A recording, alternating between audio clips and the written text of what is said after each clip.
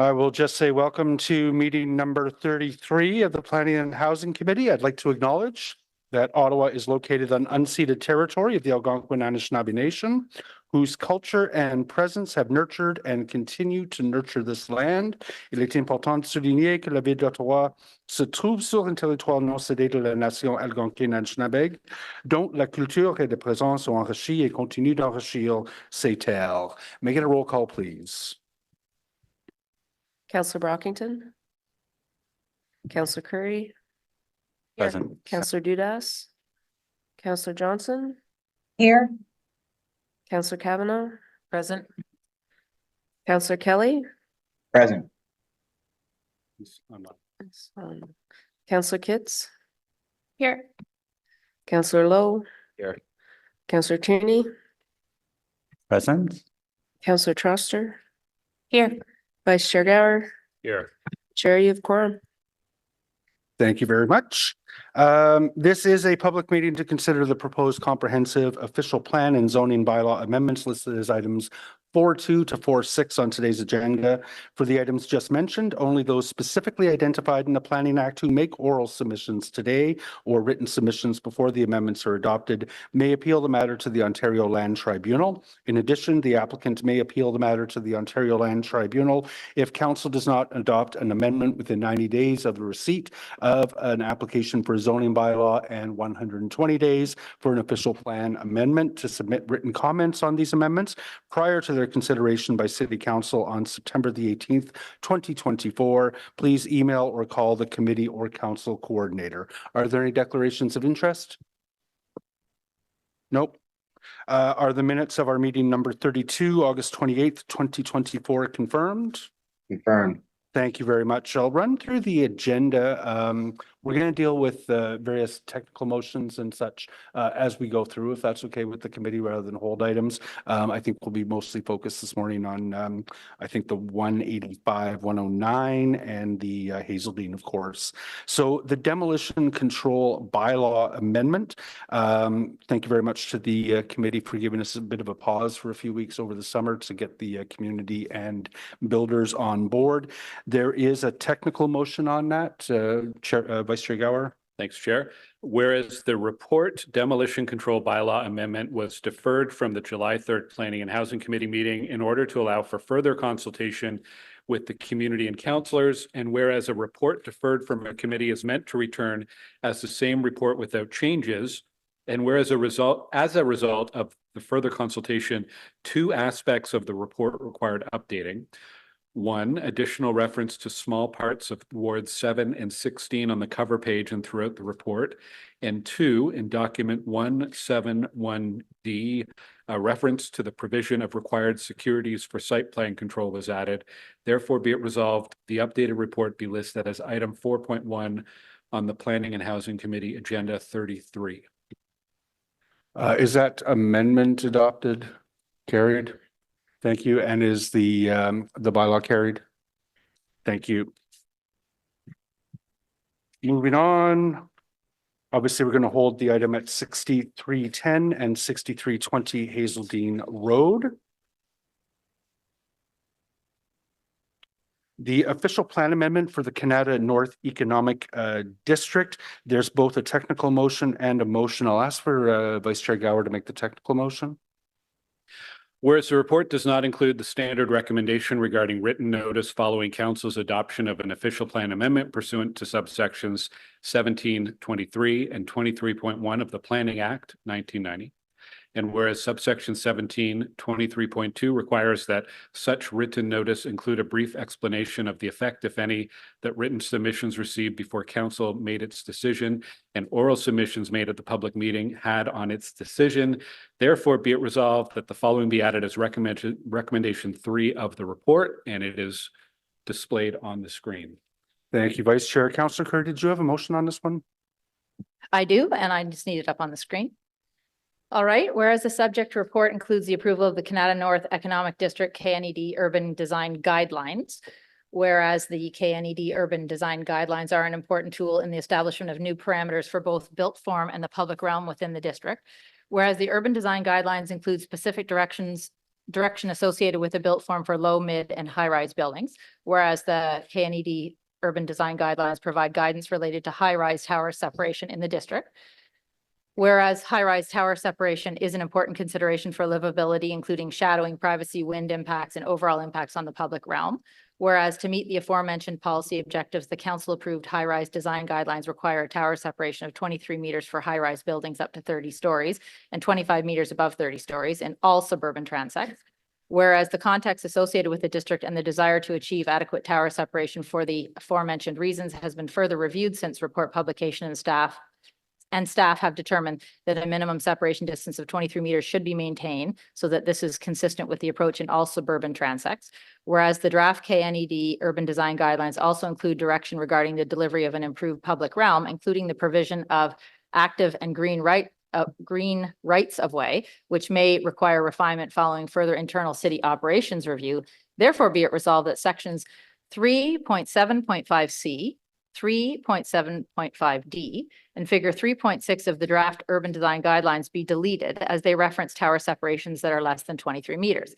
And be it further resolved that staff in the Planning, Development, and Building Services Department be directed to prepare for consideration by council amendments to the right-of-way cross-sections in sections 4.8 as required to ensure trees, utility services, active transportation considerations, and operational considerations that have been adequately addressed before the cross-sections are published for use.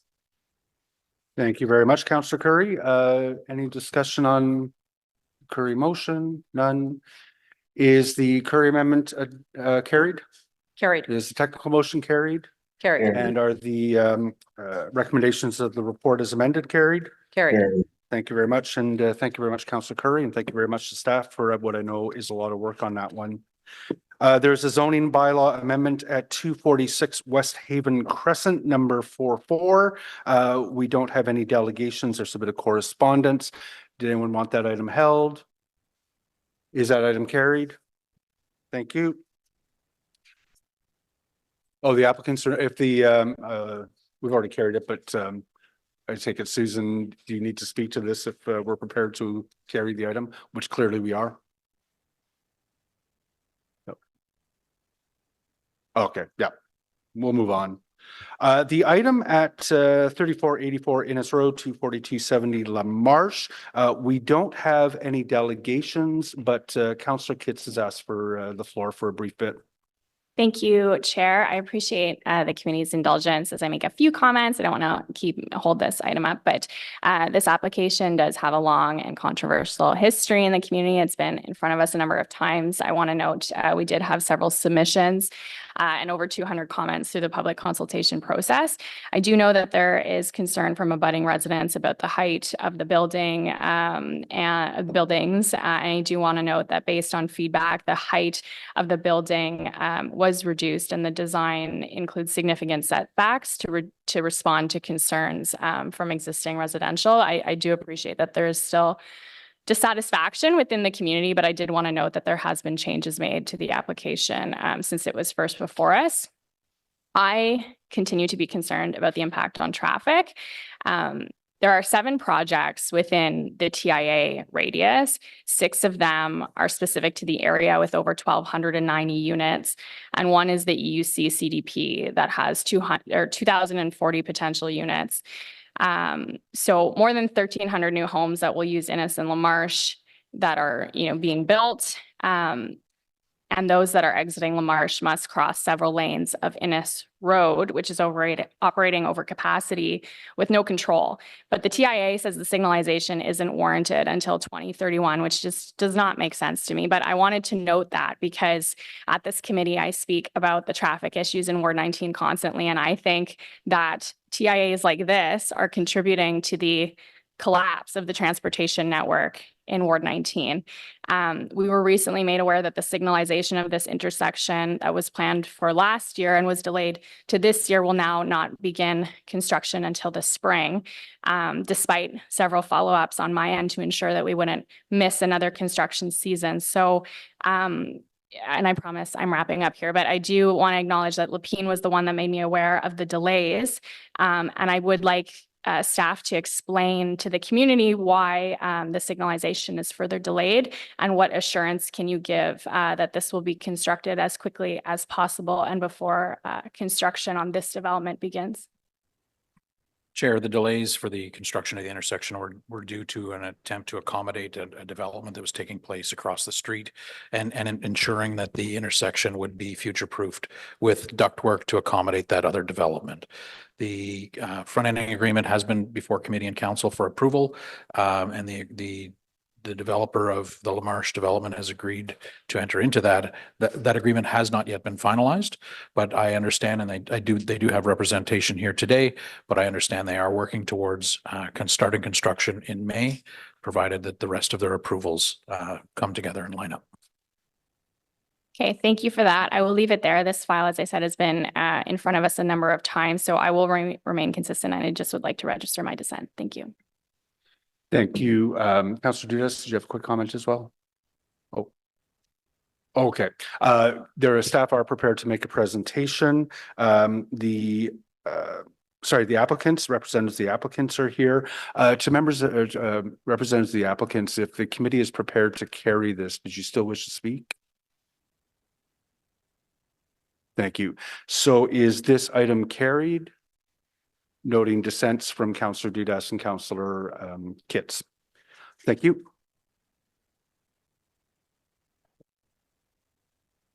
We have the item at 1770 Hazeldean Road, a Good News Affordable Housing story. Staff have a presentation that I'm not asking them to make unless people want to hear it. The applicant is the city of Ottawa, so we know they're good with it. Did anyone want this presentation held? No. Is the item carried? Thank you very much to staff, Lauren and Aaron, for working on that. The community benefits charge bylaw update. We know we have Goba in the room who don't need to speak unless we hold the item. I don't think we need to hold the item. I do have a direction that I'd like to ask staff to undertake, though. So as a direction to staff, would you be willing to commit that staff be directed to provide the ward councillor notification of an applicant's intent to provide an in-kind contribution in lieu of a community benefits charge cash payment and obtain final approval from the ward councillor on any in-kind CBC contributions prior to the issuance of a building permit? Yes, Chair. Thank you very much. Is this item carried? Thank you. The Bill 185 implementation with respect to development review, Bill 109. We do have public delegations and a presentation on that one, so we'll be holding it.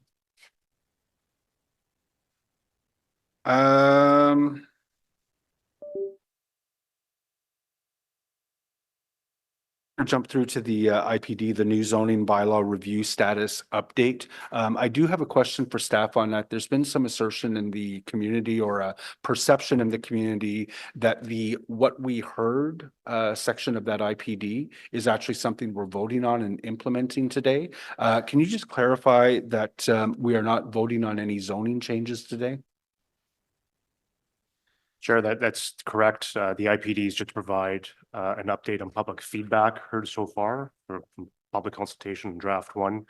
It identifies 4 key items from that consultation, and just a heads up of some options that staff are considering in moving those options forward. Recommendations on approaches to look at those options or those items we brought forward to committee and council for their consideration in March 2025 as part of draft 2. We are currently halfway through consultation on draft 1.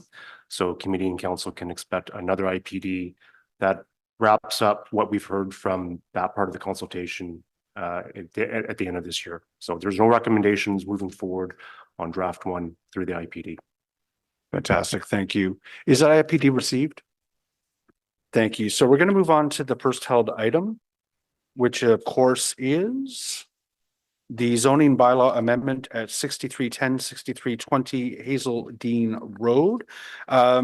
Before we get underway on that, I do know we have a technical motion. I'm wondering if Vice Chair Gower can put that on the table now. Yeah, a technical amendment, whereas document one in the report includes a holding symbol within the recommended zoning, and staff had advised that the holding symbol should be removed. And whereas staff have revised document one and requested it replace the currently published version, therefore be it resolved that the current version of document one be removed and replaced with the amended version to accurately outline the location and zoning of 6310 and 6320 Hazeldean Road. And be it further resolved that pursuant to subsection 3417 of the Planning Act, no further notice be given. Thank you very much. We have a presentation clearly from Kimberly and Kirsten. I've given the developer the option to kick or receive, and they're going to follow up after the public delegations. So we'll go to the public delegations as soon as we go in after we hear the presentation. Kimberly, we're in your hands. Thank you. Good morning, Mr. Chair and members of committee. My name is Kimberly Baldwin, and I am here before you today to present the staff recommendation for the zoning bylaw amendment at 6310 and 6320 Hazeldean Road.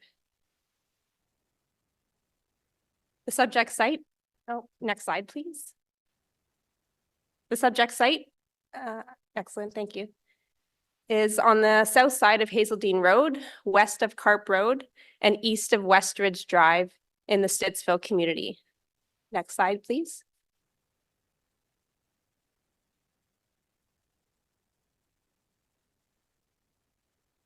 The site is irregular in shape with a lot depth ranging between 57 and 98 meters.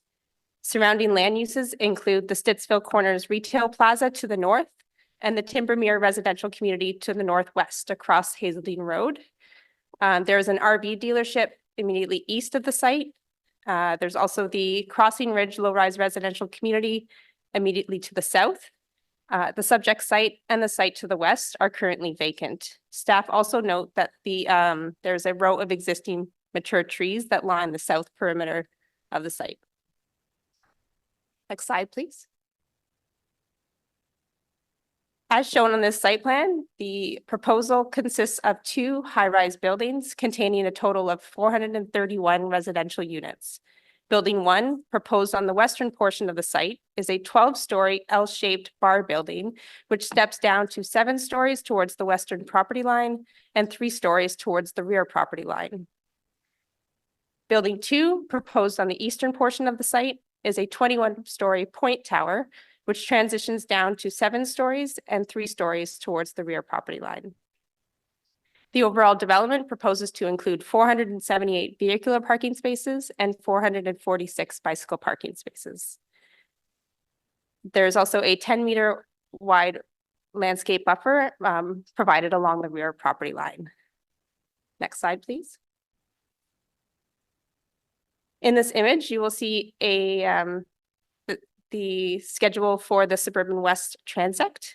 The site is depicted by the yellow star. In the official plan, the site is located within the Suburban Transect and designated Main Street corridor as shown in purple. Within the Main Street corridor designation, the policies permit high-rise development in cases where the lot fabric can provide a suitable transition to abutting low-rise residential areas. The policies also direct the maximum building height and density closest to the corridor. Next slide, please. This is a slide about transition. A development can demonstrate adequate transition to the low-rise community through a combination of design measures. As shown in the image to the left, a 45-degree angular plane is one tool to measure transition. The angular plane in this case is measured from the rear property line starting at the height of 11 meters, which is the maximum height permitted in the abutting low-rise residential zone. The proposed development falls entirely within the angular plane, except for a triangular portion of the top 1.5 stories, as shown above the red line here. Another way a development can demonstrate transition is by providing adequate setbacks and stepbacks.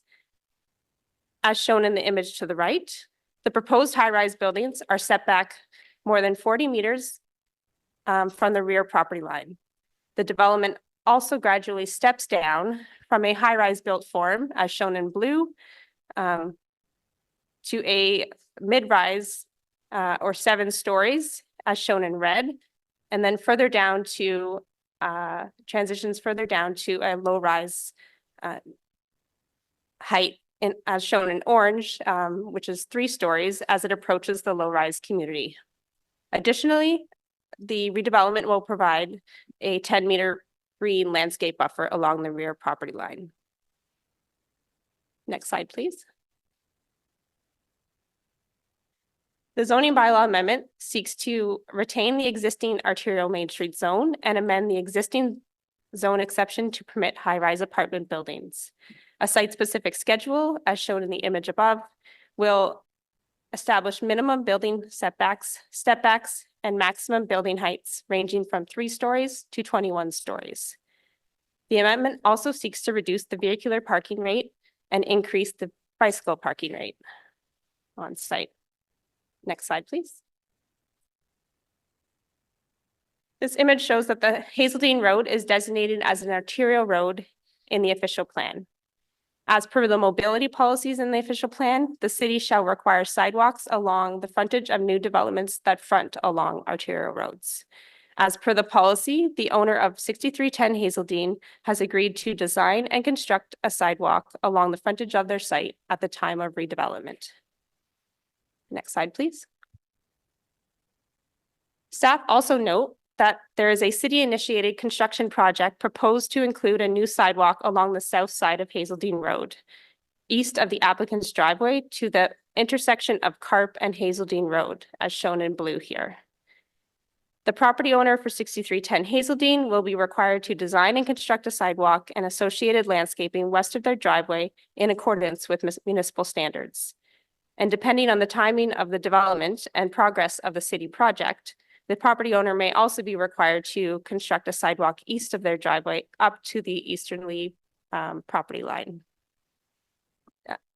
In summary, the detailed design of the sidewalk will be determined through the site plan control process. Next slide, please. In summary, staff recommend approval of the application based on the following rationale. The proposal is consistent with the Main Street corridor policies outlined in the official plan. The amendment provides adequate transition to the low-rise community. The proposal also provides 431 housing units that will contribute towards the city's housing supply and diversity of housing available in the community. And finally, a new public sidewalk will be provided along the south side of Hazeldean across the property frontage, improving mobility to and from the site. Next slide, please. Thank you. Happy to answer any questions. Thank you very much, Ms. Baldwin. We'll come back to you for questions from members after we've heard from delegations. We'll move right into the public delegations first. Eric Hanna is in the room. Mr. Hanna, we'll get you set up there.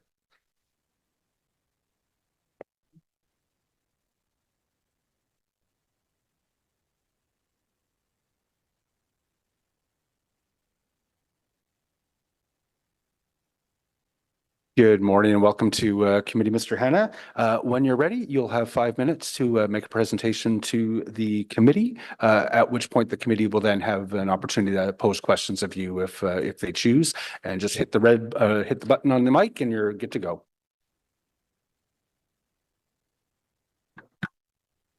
Good morning. Thank you for allowing me the opportunity to provide my thoughts on the proposed development at 6310 as recommended by city staff. My name is Eric Hanna, and I've been a resident of Stittsville since 1998. I believe I may differ in my opinion versus those of the applicant, who describes the key drivers of the project on page 1 of their design brief submission of December 23rd as, and I quote, the creation of a strong urban wall along Hazeldean Road. I, along with many other residents of Stittsville, are not in favor of building a strong urban wall. My 3 areas of focus are implications of being designated as a Main Street corridor, transition requirements, and alignment with other city-approved plans for Stittsville. First of all, with respect to the Main Street corridor. While the entire length of Hazeldean Road has been designated as a Main Street corridor in the official plan, there are currently a variety of built forms along Hazeldean Road. In some places, there are cycling lanes, sidewalks, center medians with lights, and curbs for stormwater management. In addition, portions of Hazeldean Road are designated as transit corridor where it could benefit from transit lanes, passing lanes, and turning features for buses. This is in sharp contrast to the proposed 6310 development on Hazeldean Road from Carp Road west to Westridge. This section lacks several design elements you would expect for a main street corridor. In particular, there are no clearly defined bike lanes, no sidewalks on the south side of the street, limited lighting, no median. A large portion is only 2 lanes. These deficiencies will result in congestion, decreased safety arising from gaps in bicycle and walking modes of transportation. I regret that the report before you recognizes only a small number of these deficiencies and only proposes one risky interim solution related to a portion of the sidewalk deficiencies. The proposed addition of a short section of sidewalk by the developer does nothing to bring the current portion of Hazeldean Road up to features expected in a main street corridor or arterial road. Further, this proposed limited sidewalk to the west would not provide pedestrian access to Westridge, where parks are located along with walking route to schools. The question before the committee is whether to bring the designated portion of the Main Street corridor in the official plan the question before the committee is whether being designated as a Main Street corridor in the official plan immediately permit the building of a proposed high-rise intensity development, or does the road have to be built as a Main Street corridor with sufficient safety features for pedestrians, motorized vehicles, and bicyclists? In the case of Robert Grant High Rise, the city agreed that development of the high rise would not occur until the roadway system was put with appropriate configurations. I urge the committee to commit to the full development of Hazeldean Road from Carp Road to Westridge. Height. The official plan provides for the development of high rises up to 40 stories on Main Street corridors. What is in question is the height of the proposed development. As noted by our councillor, it is anticipated that the tower at 6310 will be the highest tower in all of Stittsville and Canada along Hazeldean Road. In contrasting the 6310 development with the Ontario Land Tribunal decision for Montreal Road and Blair Road Tower, I note the accepted evidence concluded that the site at Montreal Road and Blair was appropriate only if the development provided for, and I quote, opportunities for transit supported development along 2 identified transit priority corridors and within 1.8 kilometers of the operational Blair Street station. The tribunal accepts that the official plan creates equivalency in transit stations and transit priorities for the purposes of locating the areas of greatest height and density. The proposed development at 6310 will not be located on a transit corridor and is not close to any current or proposed transit station. Inclusion with respect to the design of Hazeldean Road as a Main Street corridor and the opportunity for up to 40 stories, I would ask that the committee consider what improvements should be made to Hazeldean Road at city expense prior to development. And given that Main Street corridors have similar characteristics, what other defining characteristics should be used to select a height of 11 to 40 stories? Transition. In the report, the committee and the staff noted here earlier, the proposal provides for suitable transition through generous setbacks and step backs by stipulating highest density and building heights nearest the corridor and by generally adhering to the 45-degree angular plane as measured from the rear property line. It is difficult to see how city staff could have concluded there is, in their words, suitable transition. First, staff note that there are generous setbacks and step backs. I question the word generous. The setbacks proposed are those outlined in various planning guidelines, and in most cases, development does not exceed any of these minimum requirements. In fact, other recent high-rise developments, such as Montreal Road and Blair Road, the developers incorporated larger setbacks and step backs. Staff's use of the words generally adhering to the 45-degree angular plane is not supported by evidence in the report to the committee. I've been assured by our councillor that staff will construct their own angular plane and not rely upon the developer's submission. In my view of the most recent angular plane drawing submitted by the developer presenting a 21-story building, it appears that the building exceeds the 45-degree angular plane by 3 stories. I would ask for greater transparency in city staff's own drawing of their angular plane and clearly articulate the amount of variation in the target height as measured by the angular plane versus the proposed building. Mr. Hanna, I'm sorry, I'll have to cut you off there. It's 5 minutes, but I believe that your Councillor Glenn, I watch your videos like every week. Has a question for you. Thank you, Chair. Thank you, Eric, and thank you for making the trip to City Hall this morning. I'm going to play a little bit of devil's advocate, or maybe not devil's advocate, but I want to push you on a couple things. You focus a lot on the transportation, and I want to ask about timing, because you're absolutely right. There's not a clear timeline to upgrade, pardon me, upgrade Hazeldean Road or Carp Road now. It's soon, but, and I'll be asking staff about this later. If we had certainty that there were shovels in the ground today to upgrade Carp Road and Carp Road, would that satisfy your concerns around transportation? No, with respect, no, Councillor, it would not, because what I'm concerned about is that the balance of Hazeldean Road from where the development occurs over to Westridge is not being expanded with respect to bike lanes and sidewalks, etc. You've only limited it, and as I noted earlier, going west is where you access schools and access parks. Okay, thank you. And again, on transition. So staff clarified, I think this morning in their presentation, in the report, it says the building is generally within the 45-degree plane. The generally is that it's all but about a story and a half and a small corner. That's staff's evaluation. Mm-hmm. If we did not have that small corner, so if somehow that top of the building was angled off to make it fit within 45-degree, do you think that would be adequate transition, or do you think it requires more transition to meet the official plan? And I apologize, and to Mr. Chair, I apologize. I should have done my timing a little bit better. I was going to talk a little bit more about transition, and I noted as well in the decision that was for Blair Road and Montreal Road, some of the transition ones which I forwarded on to staff had to do with the windows and balconies. And I will acknowledge that the developer has changed some of the design elements of the tower. And in particular, the one for Blair Road and as accepted by the Land Tribunal, they did not have primary windows facing towards the neighborhoods, the absence of projecting balconies and recessed balconies. Those were all items that were missed, that were added to this angular plane. So I think you're quite correct, Councillor Gower.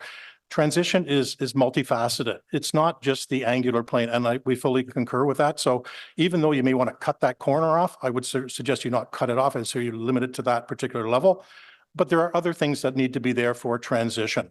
And I would urge the city staff to come forward with more of those ideas, as was pulled out when you take a look at the Land Tribunal decision for Blair Road, etc. I think the other bit that was there related to that was when you talk about the heights, etc. There is the Stittsville Secondary Main Street Plan as well that does as well reference the use of the angular plane. But it's quite interesting in that one, though, they said that the surrounding residential context, the large lot fabric within Main Street can support increased densities and lower heights. And the community desires to maintain more human scale village atmosphere. So there are other elements that I would ask the councillors to consider when you talk about transition, and one of them being elements that are pulled out in the Stittsville Main Street secondary plan. Okay, thanks very much. Thank you, Chair. Great. Thank you very much for your delegation today. And since you mentioned Montreal and Blair, that is actually my catchment. Okay. So I've been on council 15 years. I've seen staff go against applications. I can't even count on one hand. It's extraordinarily rare. The city staff did go against that application. And you obviously know the outcome when it went to the provincial tribunal, it was overturned. It was overturned, but I think there were elements in that report, and that's what I was trying to cite for you, that said, here are elements of additional considerations for transition. I agree 100%. It's unfortunate that we are in this void, if you will, between the official plan being there right now and the details of the zoning bylaws. And so you have to go with what you have in front of you. And that's why I went through many of the Land Tribunal decisions and said, what could you use from that to support a tempering of the amount of development? I think all of us in Stittsville support the development. It's the magnitude of it. And I was trying to give you evidence of what other things has the tribunal and other decisions used that would say this magnitude can be tempered. we all agree it needs to happen. I would suggest as well, the other thing that I noted as well, tonight, you all know that you're doing consultations now on the new zoning. Tonight is the consultation time for Stittsville. What a poor opportune time. You're So gonna hear just to about be what they're supposed to cognizant do of now on everyone's that. time here, if I could just ask the question, we'll get answers and move along a little Okay. quicker here. So you're aware that the times as council, we stand up and support decisions against an application get overturned. This is prior to the province really coming down with new bills that essentially neuter a lot of councillors. We don't even have staff coming out to a lot of meetings anymore because that's not part of the plan anymore. It's about intensification. We've had our community meeting in the east already on zoning, and I've been ringing alarm bells. Character of community holds no water. That literally, they should just rip that out of the book, crumple it up and throw it away. It means nothing. So knowing that that's all on our plate and you have a very strong advocate in your counselor doing very similar to what I did, unfortunately, we know what the outcome is going to be. In our case with that building at Blair, Montreal, there was no consent, nothing changed. They got literally everything they wanted. And so on that, knowing that you're fully, I guess the simple question as the chair is indicating to me, speed it up here. What do you anticipate if this went to the tribunal that even if we voted against it, what do you think the tribunal would do? I hope that you could cite other things that the tribunal has cited, such as additional transitional features, and said those things need to be brought forward and clearly articulated. I think that they would expect as well that you can have staff show their own calculations of the 45-degree angular plane and ask for that. Yeah. Do I think that they'll overturn it? No. There's no magic, I don't think, in saying, is the building 23, 21, 25 stories? No, That's up, that you'd have to ask the developer. I think that's a business model that they have in terms of that.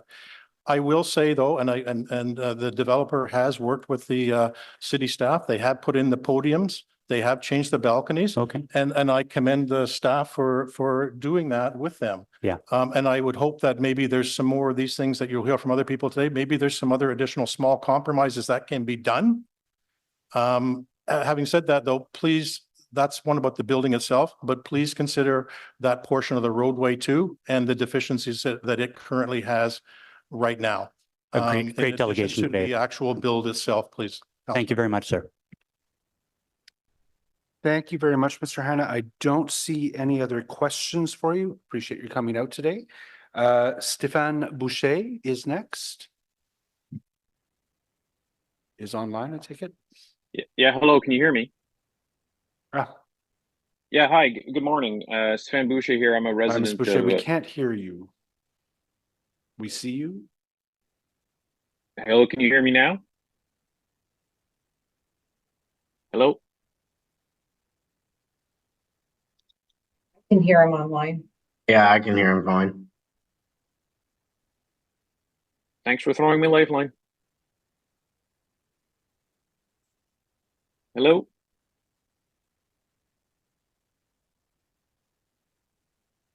Hello? Sorry, Mr. Boucher, we're just experiencing some That's okay. technical challenges. We're waiting to be able to hear you.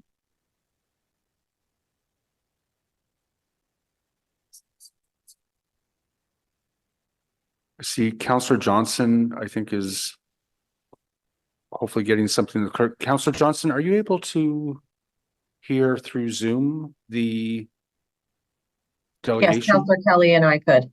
And now we can't hear you. Yeah, you guys couldn't hear me during And roll Clark call is- either.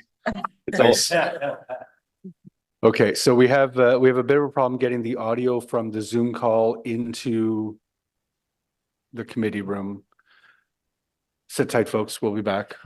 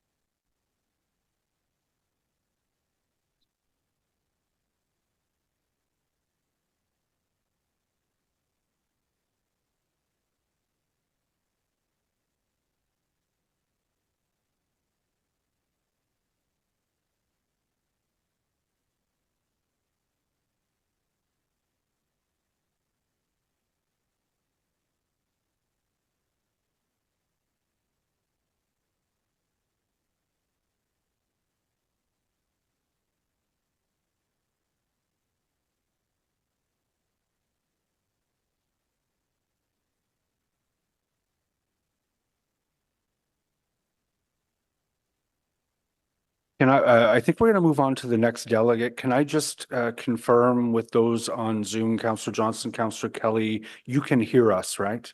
I can hear you. Yep. Okay. So while we're working to get the audio from Zoom into this room, we'll move on to Mr. David Meny.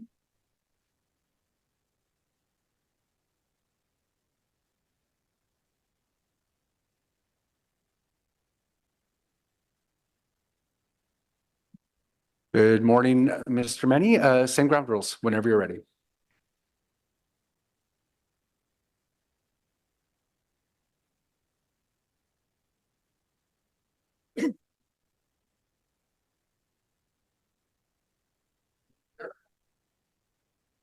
There we go.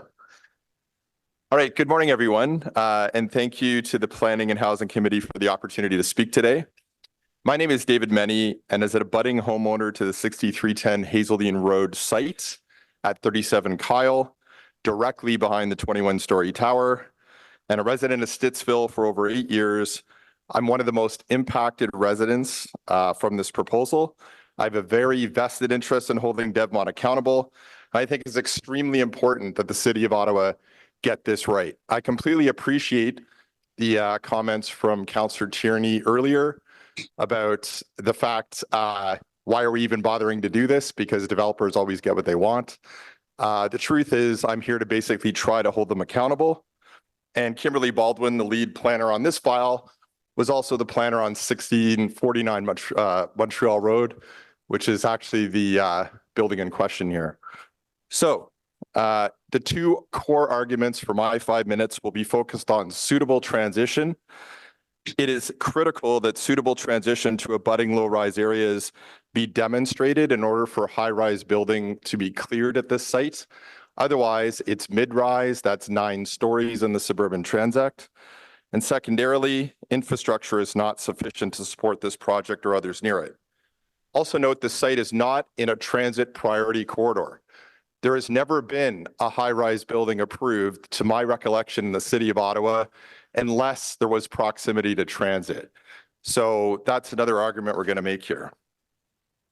So moving forward, if we can just go forward a slide, that orange backyard is mine. The 21-story view there is pretty shocking. The orange box on the right side is the site, and the blue line is the transit corridor. So the reality is this is not in a transit corridor, nowhere near transit, no buses running on this section of road, despite Councillor Gower saying there will be a local 163 bus coming to a theater near us. That's a local bus, 30 minutes to Terry Fox Drive. I just spent an hour and a half trying to get to this meeting on the bus today. That ain't gonna cut it. Next slide, please. So just to remind ourselves of the zoning bylaw, this is the goals of our arterial Main Street AM9 zoning, which this site is in.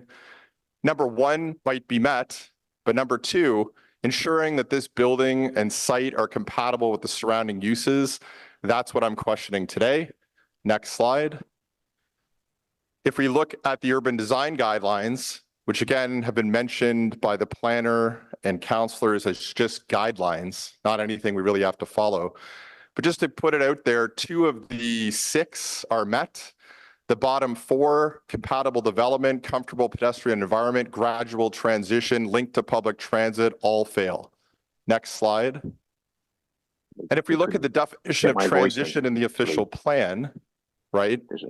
Angular plane is not met. Podium, sure, they added it after we asked. Setbacks, generous. Step backs, insufficient. So that's another violation of the official plan and its text. Next slide. I'm not going to read all this text, but one of the other things we talk about in suitable transition besides the 45-degree angular plane, which I'll go through, is the floor plate. Maximum floor plate for a tower of this height is 750 square meters. This particular design is actually 820. The only reason for an allowed additional floor plate is generally to minimize shadows and various other things, of which this site has done none of that. Next slide, please. So it's just another area where transition hasn't been met. And of course, where the lot fabric can provide a suitable transition to abutting low-rise, high-rise development may, and I emphasize may, be permitted. Generally adhering to a 45-degree angular plane, where's the calculation? Did the city even do one? As shown by Kimberly today, that was the applicant's diagram. I've been following this file for probably about 2.5 years now. That diagram's changed 5 times. Every time it is wrong. And if we advance to the next slide, you'll see in the urban design guidelines on the left, that is directly from the city document. This is how the measurement should be made. The right is the applicant's document. It's placed on the property line, not the setback line. And if you actually do the math, which is on the next slide, you will see that 15 stories is the maximum height that fits under the plane by that calculation. If you actually put the angular plane calculation on the property line, the maximum height is 18 stories. Either way, it is not 21, it is not 25, it is not every other proposal they have made. Just also note that throughout this proposal, the developer has not compromised one iota. It was 431 units when it was a 25-story building and a 9-story building. It's still 431 units as a 12-story building and a 21-story building. We're the only ones compromising as residents here. So I ask that the City of Ottawa provide the calculations they used for suitable transition and the criteria around it. Do not just accept the applicant's diagrams. Next slide, please. What other evidence of transition is shadow? Mr. Manny, you are out of time. Okay. Sure. But I suspect I can't see the time, so I'm unaware. I suspect your counselor may have some questions. Yeah, please. I do. I also want to thank David for being here in person, coming in from Stittsville, probably taking some time off work to do so, to be in front of Planning and Housing Committee. Yeah. And acknowledge to a number of the people who we're going to hear from today, including Mr. Meny, are immediate neighbors to this property. And I think often applicants and staff and even counselors, we talk about minimal impact and the impacts can be mitigated. No matter what, if you have a 21-story building with 400 apartments, no matter what we do to mitigate impact, there is significant impact to Mr. Meny and his neighbors who live immediately adjacent to Very this. true. This is right next to your backyard. So I want to acknowledge that. You've raised a number of things that I will bring up, or my colleagues will bring up with staff and the applicant, I'm sure. But on proximity to transit, you're absolutely right. This is not on a transit priority corridor. It's about 200 meters or so away from a transit. That's a 2-minute walk. So isn't that close enough? I guess you could hop on the sidewalk that goes nowhere and walk through the farmer's field to get to it. But the reality is there's still no rapid transit on that road. Like on Hazeldean and Carp Road, which by the way also hasn't been widened. So I don't think the infrastructure here is at all adequate. And as a transit rider, the only rapid transit connecting to the actual downtown is the 262 running on Westridge. That doesn't go down Hazeldean, that doesn't go down Carp, that doesn't go down anything near there. It goes down Westridge, right? So it's a significant walk from the site on a sidewalk that doesn't exist and won't exist from this developer or the city. And I also wanted to ask, thank you for that. I also wanted to ask, as an immediate neighbor, I know you have concerns about shadow impact. What are some of the things you'd like staff today to address around shadows on this site? Well, so it's amazing if you do the 45-degree angular plane calculation right, which gets it at 15 stories, the shadows cast on my property are well within the guideline, only within 2 hours of sunset. However, at 21 stories, it's a 4-hour impact on my specific property. The guidelines say you cannot put shadows on a residential area within 2 hours on 2 consecutive times in June and September. This is within 4 hours. So this is highly egregious. So I would say reduce the height, make it compliant with the plan, and I don't have a problem with the build. And so I won't have shadows on my property, so what am I complaining about? But at the current heights, yeah, 4 hours of shadow impact is insane for my property.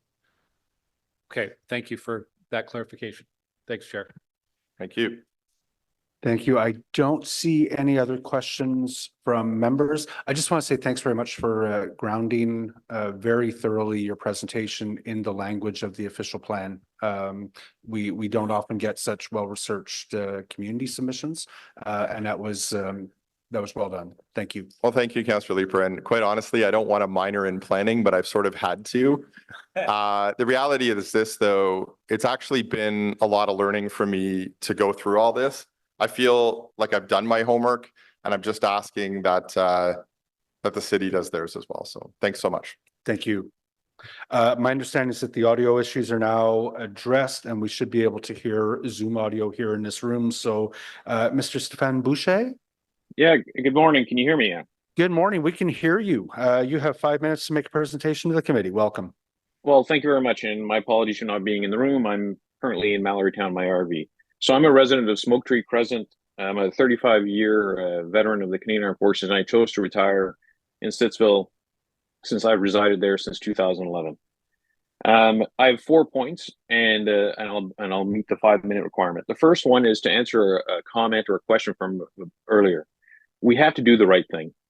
Even if we think the recommendation from the city should be to overturn the project, but the tribunal would overturn that decision, it doesn't matter. Do the right thing, gain the confidence of the constituents, and the tribunal will then start seeing as we overturn applications at our municipal level, then perhaps there's something there that they need to scratch that itch, if you will. The 3 comments specifically to this development. One is the comprehensive approach to the assessment. I think the staff did some good work in terms of doing the assessment. However, you can't take it just as in 6310 alone.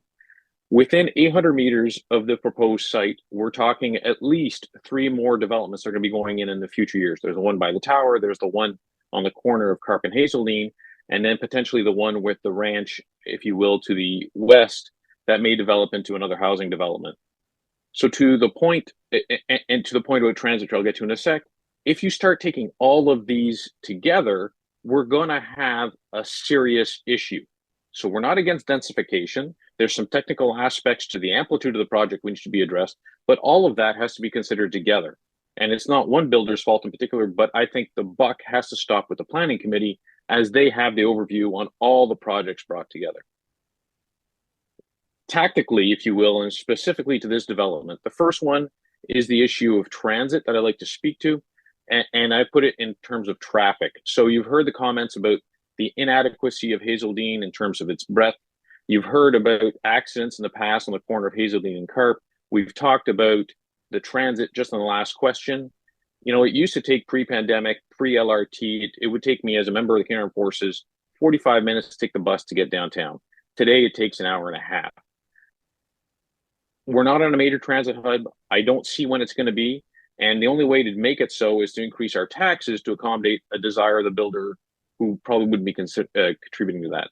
So I urge the committee to think about transit, not just in terms of 6310 and the fact that it's a 200-meter walk to 262, but that the 262 is inadequate, and the remainder of the developments are going to be depending on the limited transit we have. So we have a serious crunch. And my last point, which is regards to safety. I raised 4 children in Stittsville. They graduated from Sacred Heart High School, but we were blessed by the distance from Sacred Heart High School. We had bus. If you think of young families living in 6310, the 2 closest elementary schools are Laurier Cassidy and St. Stephen. They're a minimum 700-meter walk, but they're not within the maximum or to get them to use school bus. So now they got to walk along Hazeldean, which is a zoo on best days with the gravel trucks coming in from the pits of to the west. It's the traffic on to cross Westridge, take the sidewalk to then get to Laurier Cassidy, or then walking along Hazeldean to get to St. Stephen is a bit ridiculous, if you ask me. So, you know, building a sidewalk just to Carp is going to be inadequate. How are people going to walk along Carp to then get to things like Independent, the dental clinics that are there and whatnot?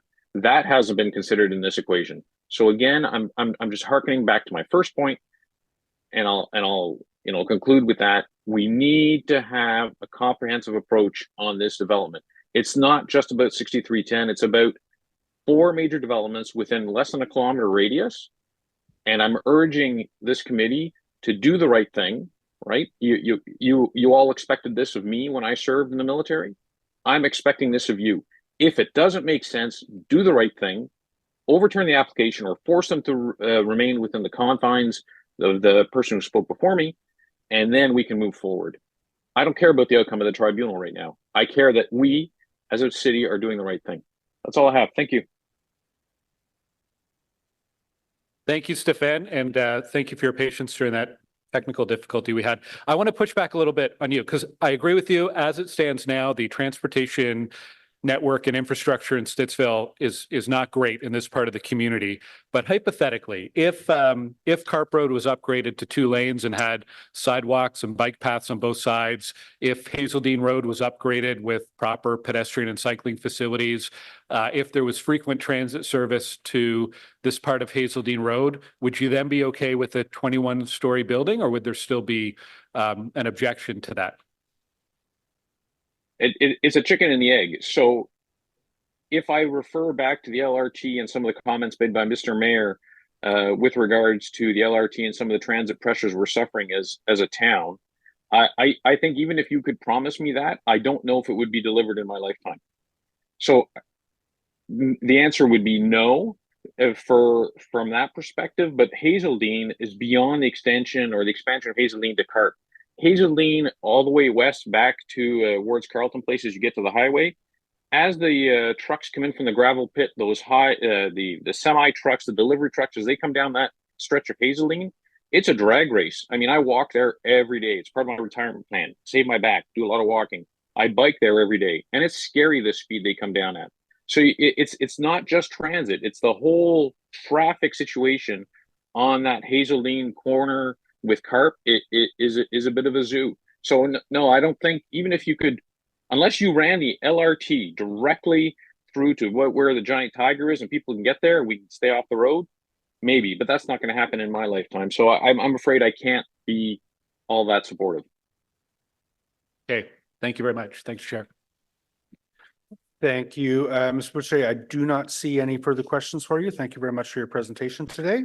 And I will call on Tony Dilliot. I apologize for the pronunciation of that name.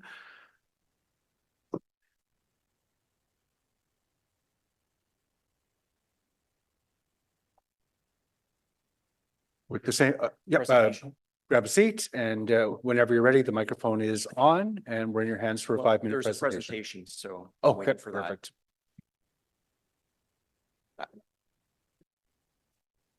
Can you hear me okay? Okay, thanks. My name's Tony Dilliot. I've been a Stittsville resident since 1998, and I'm here to talk about a number of issues, but we don't have time. So I'm going to focus on one, which is safety. Next slide, please.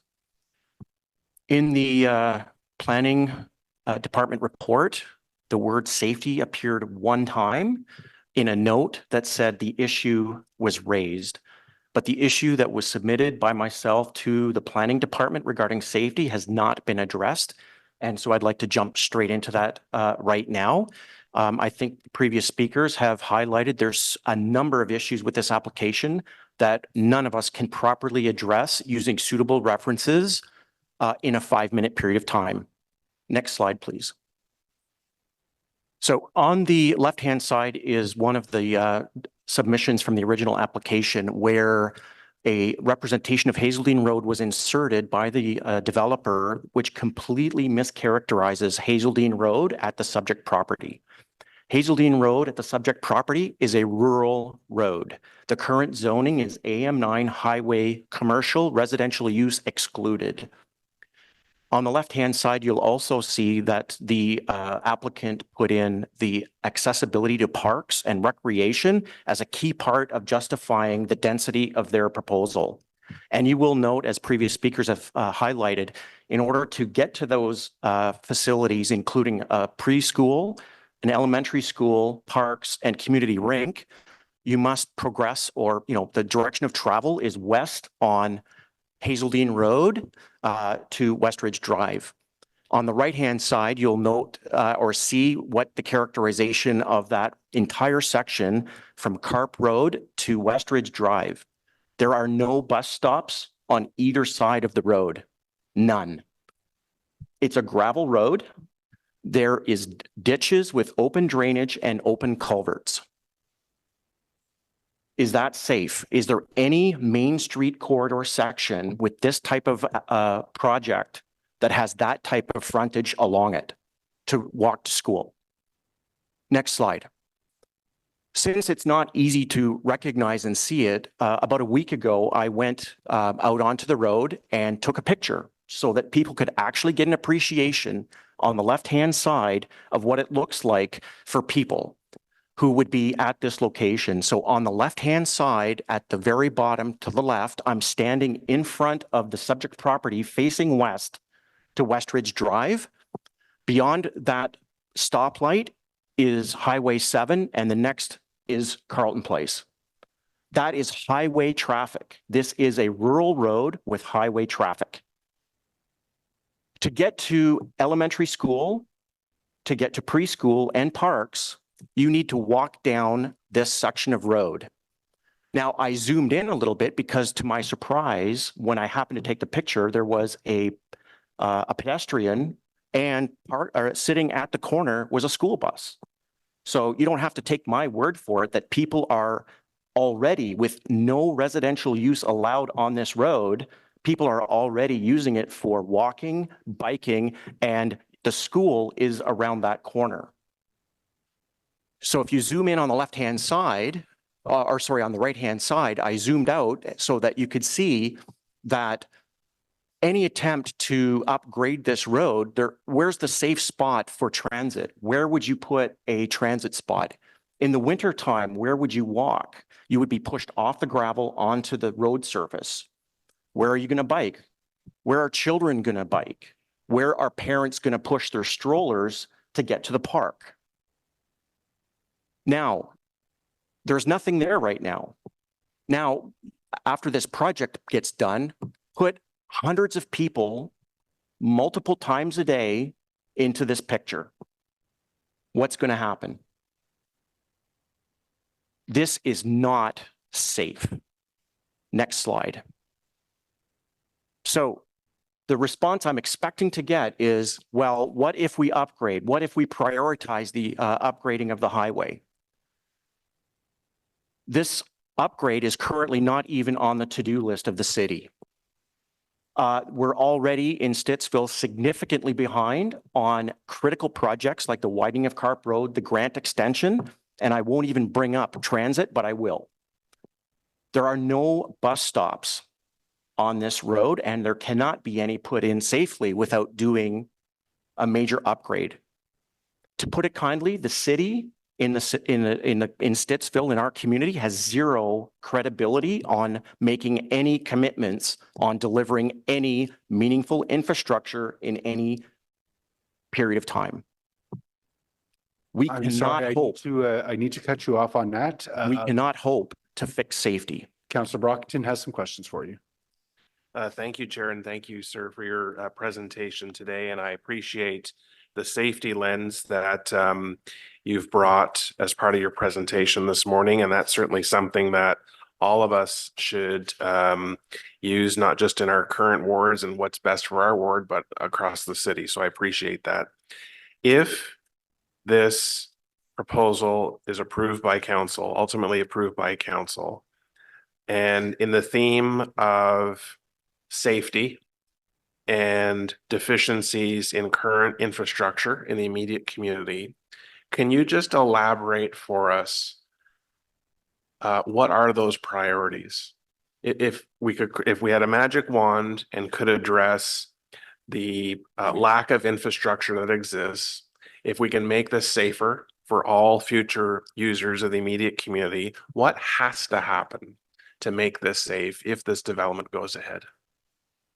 I'm not quite sure I understand the scope of your question. Sure. Do you mean in the context of this specific application, or do you mean in Stittsville in general? No, just in the immediate vicinity. So the road network, lack of sidewalks, someone said the area is not served by buses. What do the non-local councillors have to be aware of so that if we wanted to address the lack of sufficient infrastructure, I need you to prioritize that? Well, I mean, how do you prioritize safety in what context? There's no buses. There's the applicant wants extra bikes and no cars. So you're forcing people onto pedestrian, biking, transit. If everybody had a car, but you know, so that's why I'm confused by your question. I will say the comment of one of my or one of my neighbors earlier about the city using the applicant's material is, accurate, right? They're showing all the pictures with a nice, beautiful Hazeldean Road that exists on the other side of Carp Road. So, I mean, where I would, for Councillor Leiper's suggestion, I spent hours looking for a definition of what constitutes a major corridor from a safety perspective. And like Mr. Meny said, I am not a minor in, urban planning. I'm a high-tech engineer, right? This is not my field of expertise, but as an engineer, I'm looking for supporting material. I can't find it. Otherwise, I would have used it in the presentation. So you tell me what's required. You guys are the experts, but I can tell you right now, you stand out there where I took that picture with those dump trucks going past, people walking on that gravel road, who's going to be held accountable when somebody gets killed? I appreciate, again, what you've brought to the table. What I try and tease out from proposals before us that are not in my ward, where I'm not as familiar with the immediate community, is that if a development proceeds, what are the local deficiencies when it comes to infrastructure in particular? And that could be something as part of the site plan, as part of a budget ask, the local councillor. If we collectively think that we're putting the public in jeopardy, we could prioritize an infrastructure upgrade. That's why I put that slide in, Councillor. And I will say that my last slide with conclusions, site plan cannot address these issues because the subject issues are not on that location. It can't be dealt with in site plan. It can only be dealt here. And as my neighbor mentioned previously, we have to do the right thing here. Thank you very much. Thank you. Thank you, Tony, for being here. I want to push in or zoom in on one part of this, just to give clarity, committee, because someone might argue that there is a park right across the street. You can cross at the lights, walk across the Farm Boy in front of the Farm Boy, and you get to Kittiwake Park, big park. Or you could cross at the lights and use the pathway to get to Westridge and then cross back over and have reasonable access to parks and schools and other neighborhood amenities. Why isn't that good enough? Why do you want to see sidewalk on both sides of the road?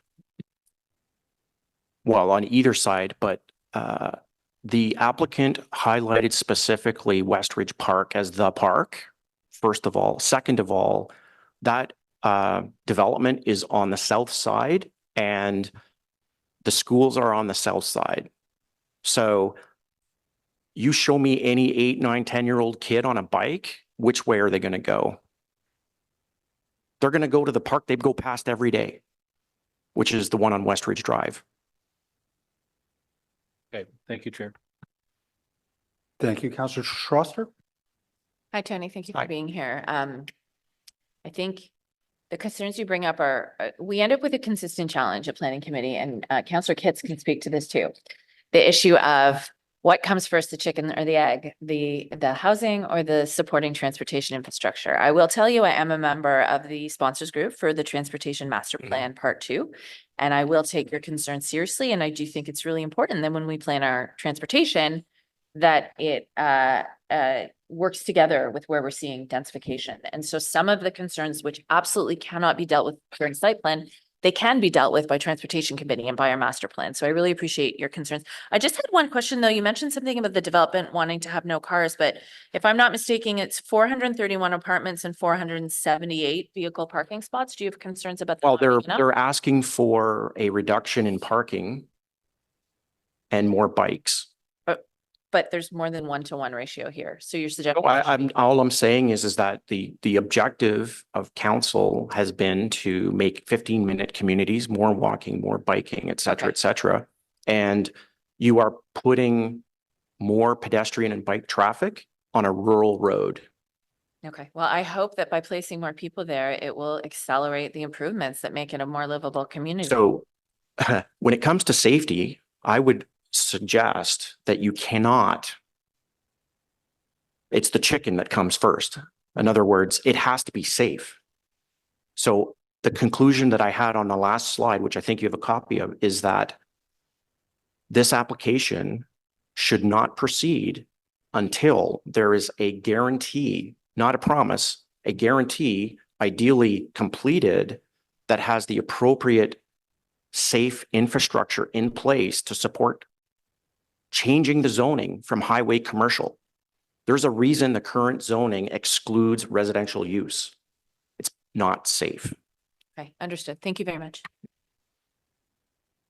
Thanks, Chair. I just wanted to say, I do have much empathy for the concerns that you're bringing forward. I'm sure members of the committee feel it could be an application in South Orleans. You could be delegates from my ward, because we hear the same concerns from these suburban areas that are less connected than the rest of the city, but are experiencing a lot of growth. So you may have heard my comments on. I did, and I completely sympathize. Yeah, so especially the fact that you were outvoted. I understand how this game is played. Yeah, well, I mean, I think it's a challenge, as my colleague just noted. We have a new official plan that is, taking direction from the province.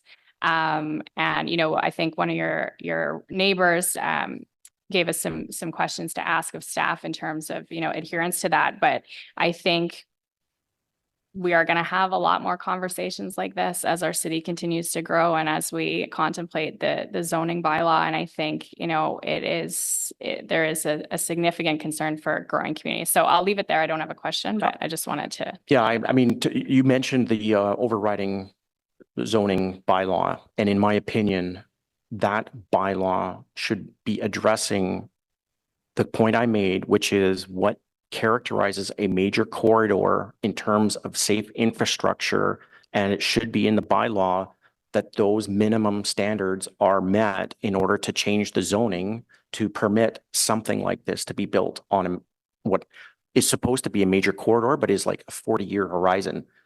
40 years, this hasn't even been 40 months. Thank you very much, Tony. Okay, thank you very much. I don't see any other questions for you. Appreciate the delegation. Terry Clausen is not in a room, so online. Mute. Good morning, Terry. You guys can all hear me? Okay, great. Whenever you're ready. All right, let me tee things up a bit. All right, first of all, thanks for giving me the chance to speak today. I really appreciate it. Just one moment. The screen hid my talking notes. Here we go. Okay, thanks. Okay, so my name is Terry Clausen. I live on Crantham Crescent in Stittsville. It's about 100 meters south of the 6310 proposed development. My family and I moved to Stittsville from Calgary about 18 years ago. A major reason for choosing to move to Stittsville was for quality of life. We selected Stittsville specifically because it was the furthest community from the very core of Ottawa. And within Stittsville, it was at the very outmost edge of the city. Development was never going to come here. Before we made the decision to buy our neighborhood, we confirmed the adjacent undeveloped properties were zoned to not exceed 15 meters, or approximately 4 stories. This is still the zoning restriction for the area. Unfortunately, when the city developed a new zoning plan, it seemed to be the best kept secret. The last 1 kilometer stretch of road between Stittsville, Maine and Westridge was being classified as a major artery, and that it may allow buildings up to 40 stories to be built.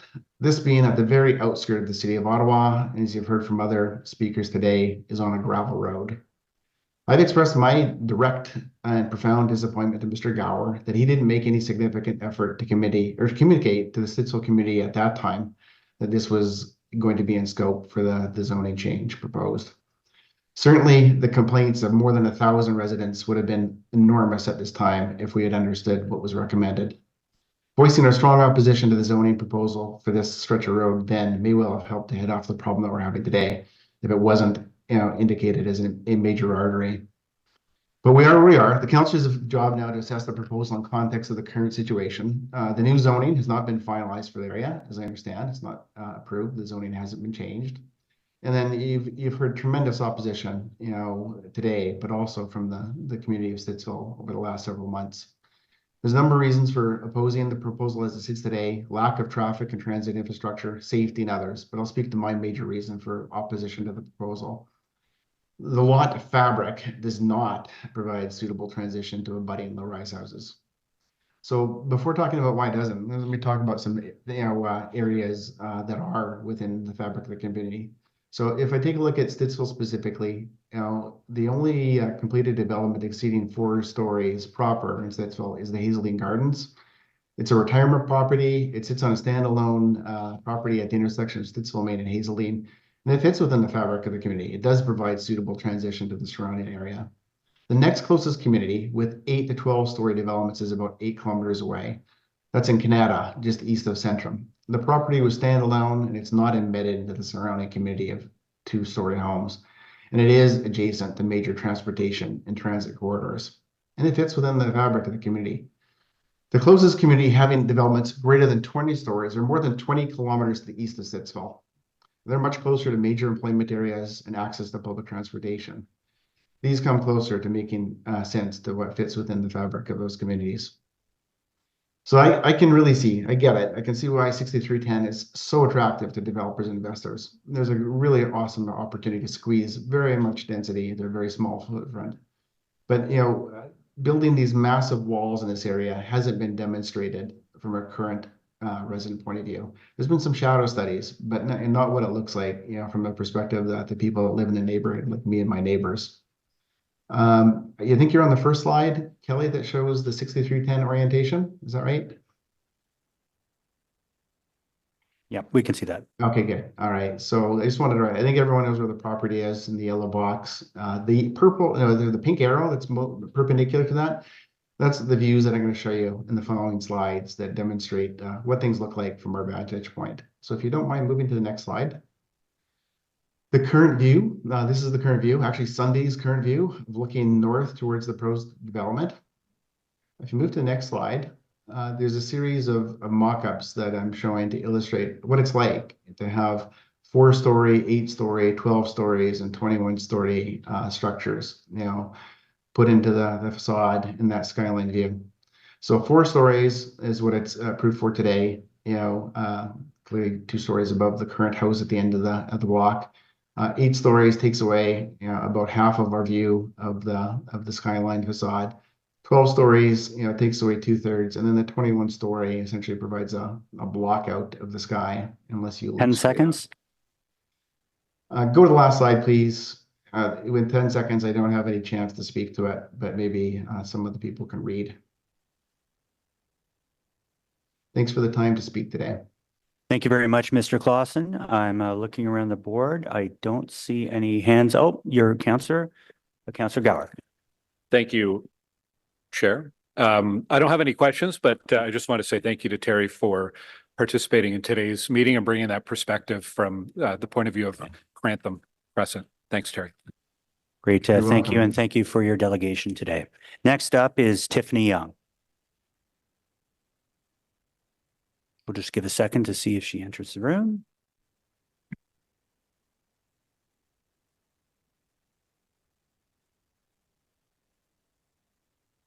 Hello? Hi, Tiffany. I'm not sure if you've delegated before. You have 5 minutes. I'll give you a 30-second warning before the end of the 5 minutes. The floor is yours. Thank you. So good morning, council members and fellow residents. My name is Tiffany Young, and I'm here today representing the voices of over 700 residents who have signed a petition opposing the zoning bylaw amendment request for 6310 Hazeldean Road. We strongly believe that this proposed development in its current form is unsuitable for our community and possesses significant concerns for the future of Stittsville. The proposed development seeks to permit buildings of 41 and 67.7 meters, making them the tallest structures not only in Stittsville, but along the entire Hazeldean-Robertson corridor. This is in stark contrast to the surrounding area, where most buildings are limited to 4 or 5 stories, allowing for high rises of this scale, particularly in a mature residential neighborhood, sets a dangerous precedent.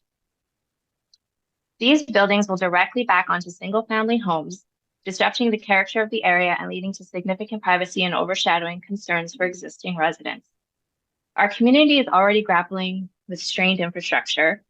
Schools are overcrowded, roads are congested, and access to healthcare services like family doctors and practitioners is extremely limited.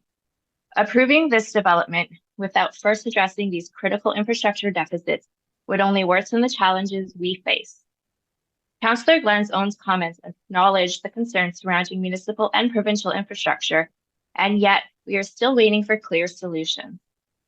Stittsville and Canada are experiencing rapid growth, but growth must be balanced with the needs and capacities of the existing community.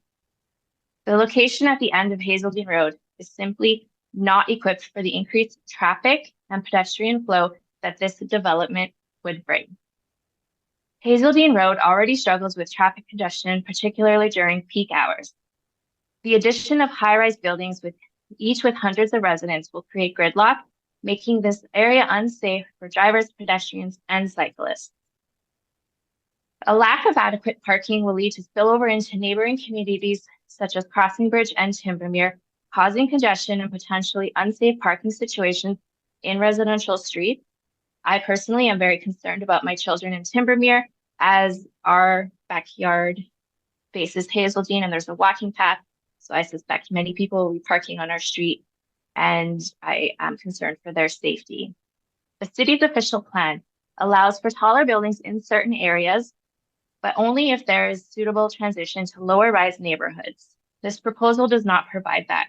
Instead, it would place high-rise towers next to single-family homes, creating a jarring and inappropriate contrast. We need to ask, what kind of community are we building? Do we want developments that harmonize with the surrounding areas, or do we allow projects that disregard the fabric of our neighborhoods?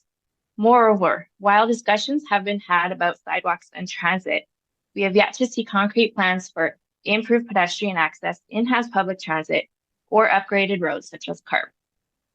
In conclusion, the rezoning amendment request is premature and inappropriate for our community. We urge the council to prioritize the concerns of local residents and reject this proposal in its current form. Growth is important, but it must be done thoughtfully with consideration for existing infrastructure and the character of the community. On behalf of the 700 plus residents who signed our petition, I respectfully request that you vote against this amendment. Thank you for your time. Okay, thank you, Chair. Thank you, Tiffany, for your presentation this morning. I don't want to assume that my colleagues are fully aware of the Stittsville context. And early on in your presentation, you mentioned a concern with schools and with doctors. And I'm hoping you can articulate for the community what impact the shortage of schools and doctors is having on residents in Stittsville. Yeah, so I'll start with doctors. So there are none. I see regularly people looking for family doctors. People are on the waiting list for years. There's a serious lack. We also don't have any walking clinics in Stittsville. So if you don't have a family doctor, which is the case for many, you have nowhere to go if you need immediate attention. If you are sick, if your child, has an earache, we have no local solutions. So if you're coming in and you don't have a car and you're trying to get to a walking clinic, you're going to have to take a bus to who knows where with a sick child or yourself sick. It's going to be very, very challenging. Unfortunately, we just do not have, I think, there's 2 clinics with doctors and their waiting lists are always closed. Schools, they're very overcrowded.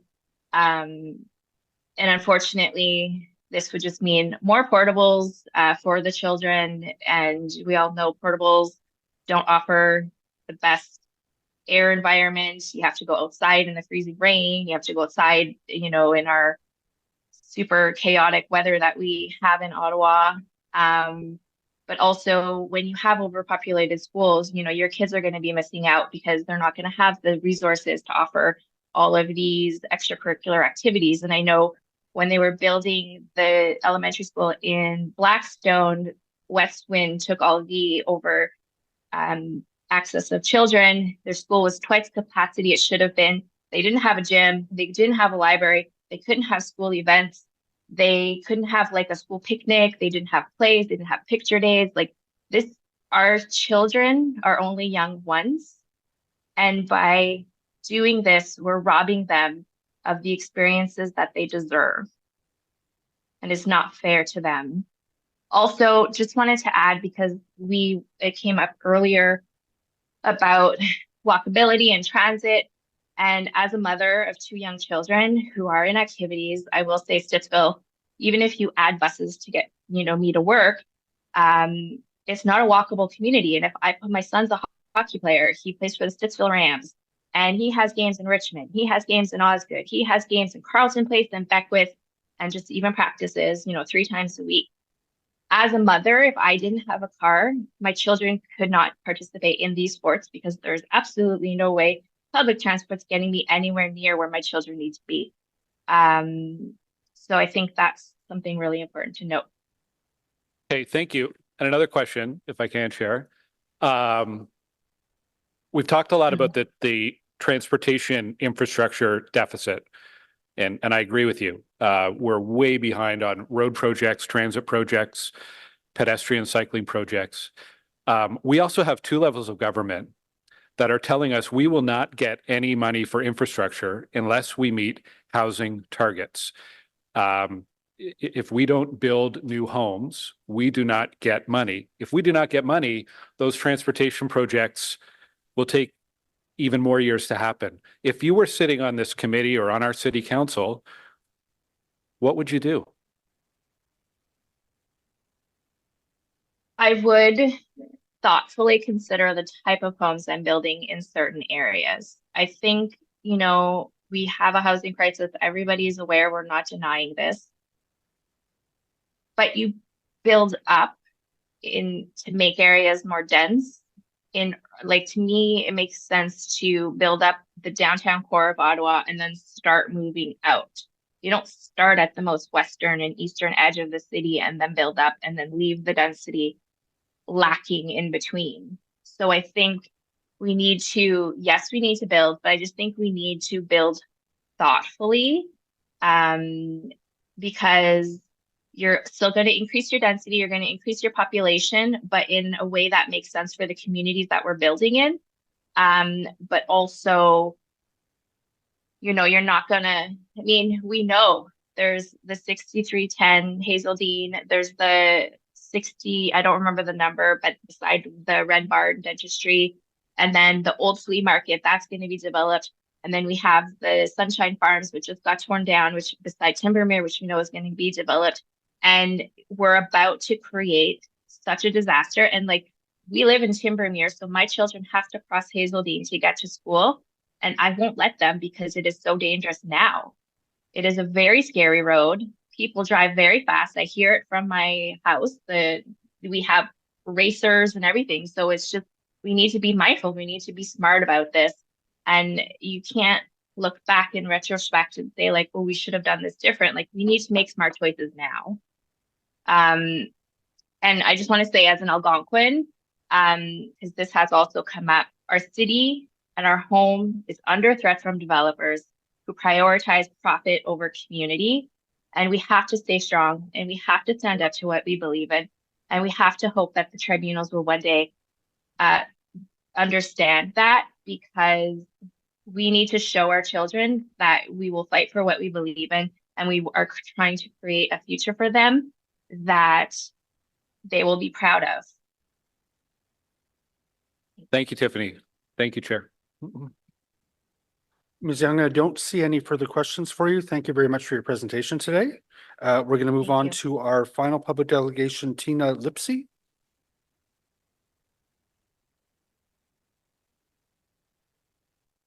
Good morning. Thank you for the opportunity to address the Planning and Housing Committee regarding the proposal at 6310 Hazeldean Road. I'm understanding that there is a shortage of affordable housing in Canada and that cities are required to contribute to the resolution of the problem. My spouse and I continue to have concerns regarding the zoning bylaw application, amendment application for the site at 6310 Hazeldean for the following reasons. Firstly, the current road infrastructure will not be able to handle an increase in traffic that will result from the pollution created at the apartment complex. Already, Carp Road and Hazeldean Road are unable to handle the current volume of traffic, particularly during rush hour. The increase in traffic associated with 431 apartments, 389 resident vehicular parking spaces, and 86 visitor spaces, as well as the plan to have only one vehicular access to the complex, will result in backed up traffic on Hazeldean Road.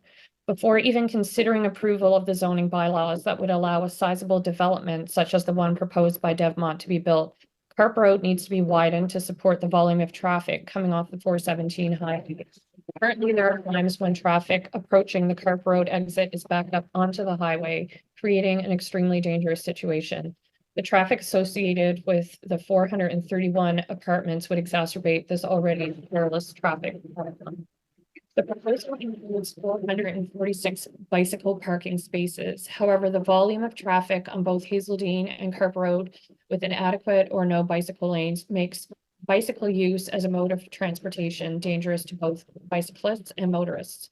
The September 11 Planning and Housing Committee report proposes that, and I quote, rezoning will increase the required minimum biking parking rate from 0.5 spaces per dwelling unit to 1 space per dwelling unit to further promote cycling as a viable alternative mobility option for the future residents. In reality, very few residents of Timbermere or Westbridge use cycling as a means of transport, as it is extremely unsafe to do so, and there are very few amenities in the west end of Stittsville that have bicycle racks. For my spouse and I, after a combined total of 63 years of military service to our country, we purchased our forever home in Timbermere, appreciating the small town feel of suburban Stittsville.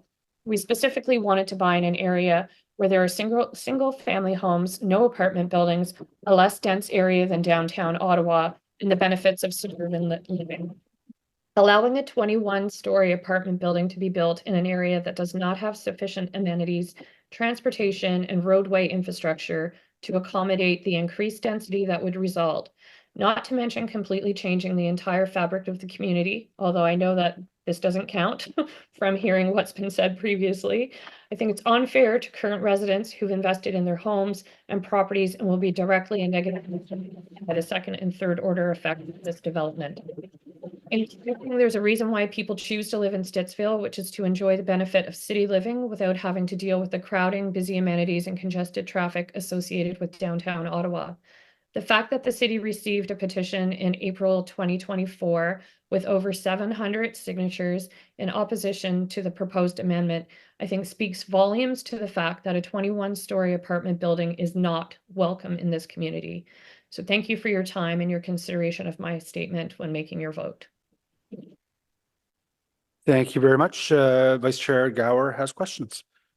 Thank you, Tina, for your presentation today. I'm going to ask a similar question to what I asked one of the, maybe two of the previous speakers, because you were talking about the road infrastructure and the need to widen Carp Road to 2 lanes to provide adequate capacity for traffic. I agree with you. If there was a reasonable timeline that would say Carp Road will be upgraded at about the same time that people move into this building, would you support 430 apartments here, or would you still have issues and concerns? So I would expect that the roadway infrastructure would be put in place prior to and not at the same time that the building is being constructed. I think there's some danger in building the apartment complex and then hoping that the infrastructure follows. And if it doesn't, then we're in the situation where there are the safety concerns that my fellow neighbors have spoken about. I do think that having 2 lanes on Carp Road, an expansion of the current infrastructure, I think 431 apartment buildings is still too many for the specific area in Stittsville. It's going to create, like, there are amenities across the road at Farm Boy and in the strip mall close to Farm Boy, but that particular intersection is going to become very, very busy and very dangerous. And I think what happens is when roadways become busy, people become frustrated, people are trying to make timings, people take risk. They will go through a yellow light, they'll try to make a quick right turn without properly looking. And I think that folks who have the power to make sure that this building complex is done with thoughtfulness and with safety concerns in mind, they have to think about the impact to local residents. And it's whether you have children, and I could understand my previous neighbors, previous lady who spoke, and a neighbor in Timbermere, her concerns because she has children. I have adult children, but I also do not want to see myself or any of my fellow neighbors be put in a position where, through potentially no fault of our own, we are responsible for the death of someone at an intersection, a busy intersection or roadways where children may be walking because there isn't the current infrastructure in place, and have to live with that for the rest of our lives. I really think that some more thought needs to go into this build. And I think that we cannot be complacent, as we often are as Canadians. I think we do need to use our voice and say that this is more than just being opposed to a development, because it's going to be a high-rise building in the west end of Stittsville, but that we, as a community, have some serious concerns regarding the safety of our future neighbors. Thank you. Okay, thank you. Thank you, Chair. Thank you very much, Vice Chair. Thank you, Ms. Lipsey. That is it for the public delegations that we have.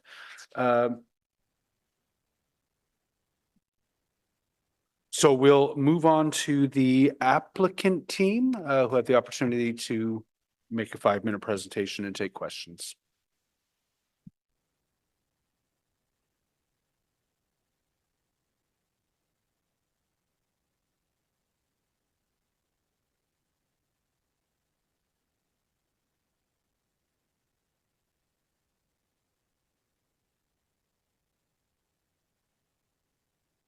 And we do have a PowerPoint that Roberto is going to go through. There you go. Thanks.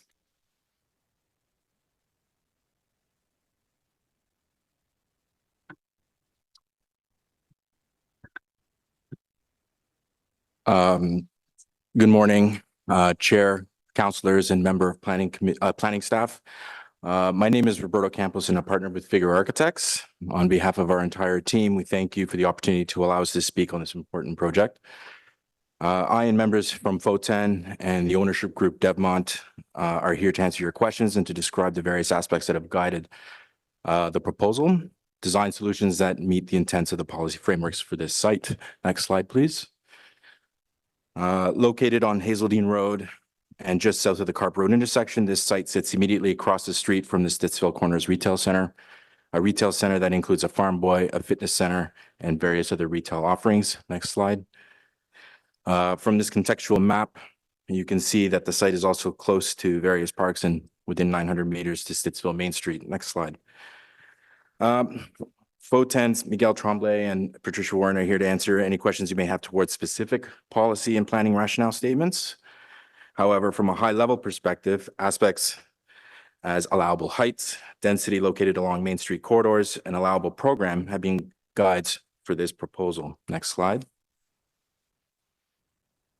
Specifically, this project proposes a 2-building concept with both 12 and 21-story buildings and with over 400 units varying typologies.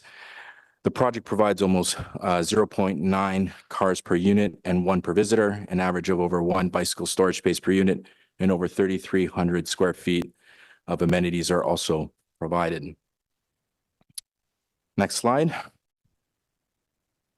As you all know, projects like this don't happen in a vacuum. Months of design evolution have happened through multiple community meetings and presentations, meetings with planning staff, and with Councillor Gower. Many of the final solutions have directly come from these meetings.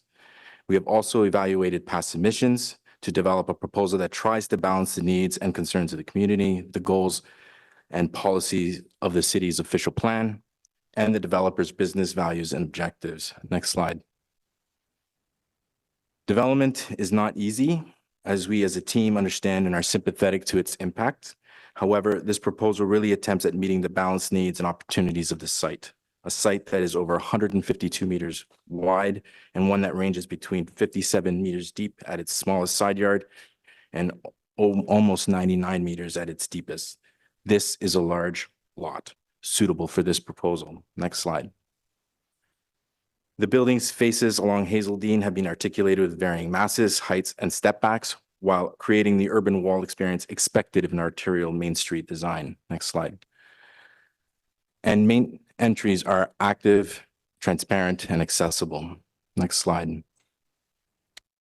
As mentioned, amenities have played a major role in the design of the proposal. A large amenity terrace above the parkade not only helps to minimize exposed surface parking areas, but also provides generous and real amenity opportunities for the future tenants, helping to minimize the impact on local parks and infrastructure. Community gardens, a 30% energy savings target, heat island reduction strategies, and electric vehicle charging stations are some of the other goals for this project. Next slide. Obviously, transition has been a major discussion in the design development of the proposal.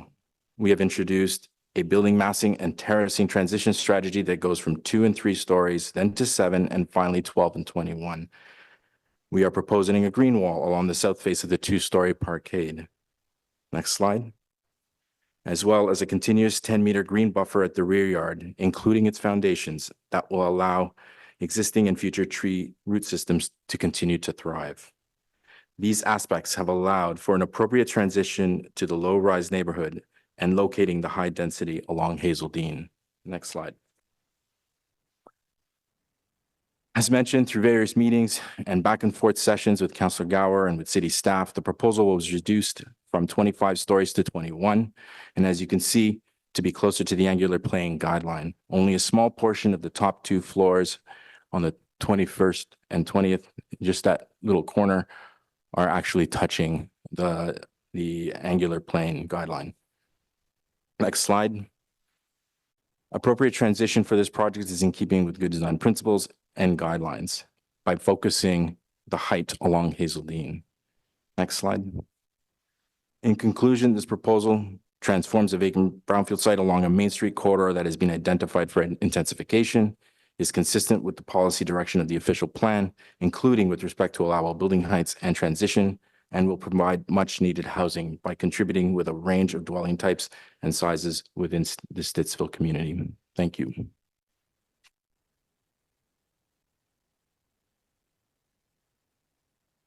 Do you have 1 minute remaining? In that case, we can maybe address some of the comments made by the delegation and reinforce some of the comments that were made earlier. But the OLT decision that was referenced by some of the previous delegations also provided some fairly clear guidance that infrastructure improvements are often going to follow development as a result of development charges and needs. The south side of Stittsville right now is characterized by 3 large vacant properties. It wouldn't be reasonable for the city to provide transit to that portion of Hazeldean, but as development accrues through density and the redevelopment of all those properties, and the city will turn its attention to providing those transit services. In the interim, the developer has been working with staff to put in a sidewalk to supplement. There is a signalized intersection on the site that provides direct access to a sidewalk on the north side of Hazeldean that does connect to CARP. But the desire from staff was to have a more fulsome, and the councillor and the community, a more fulsome sidewalk network. So there will be an additional sidewalk installed, including on the abutting property. So there are going to be interim measures until the city has a more fulsome approach to their Hazeldean design. 1 minute. Thanks. Okay. I have 3 questions to start. In terms of the mix of units and like size of units, 1 bedroom, 2 bedroom, 3 bedroom bachelors, what is being contemplated right now? Well, we currently have about 50% of 2 bedrooms and more, and about 10% of 3 bedrooms. As for size, usually the 1 bedroom run in the 600 square foot range.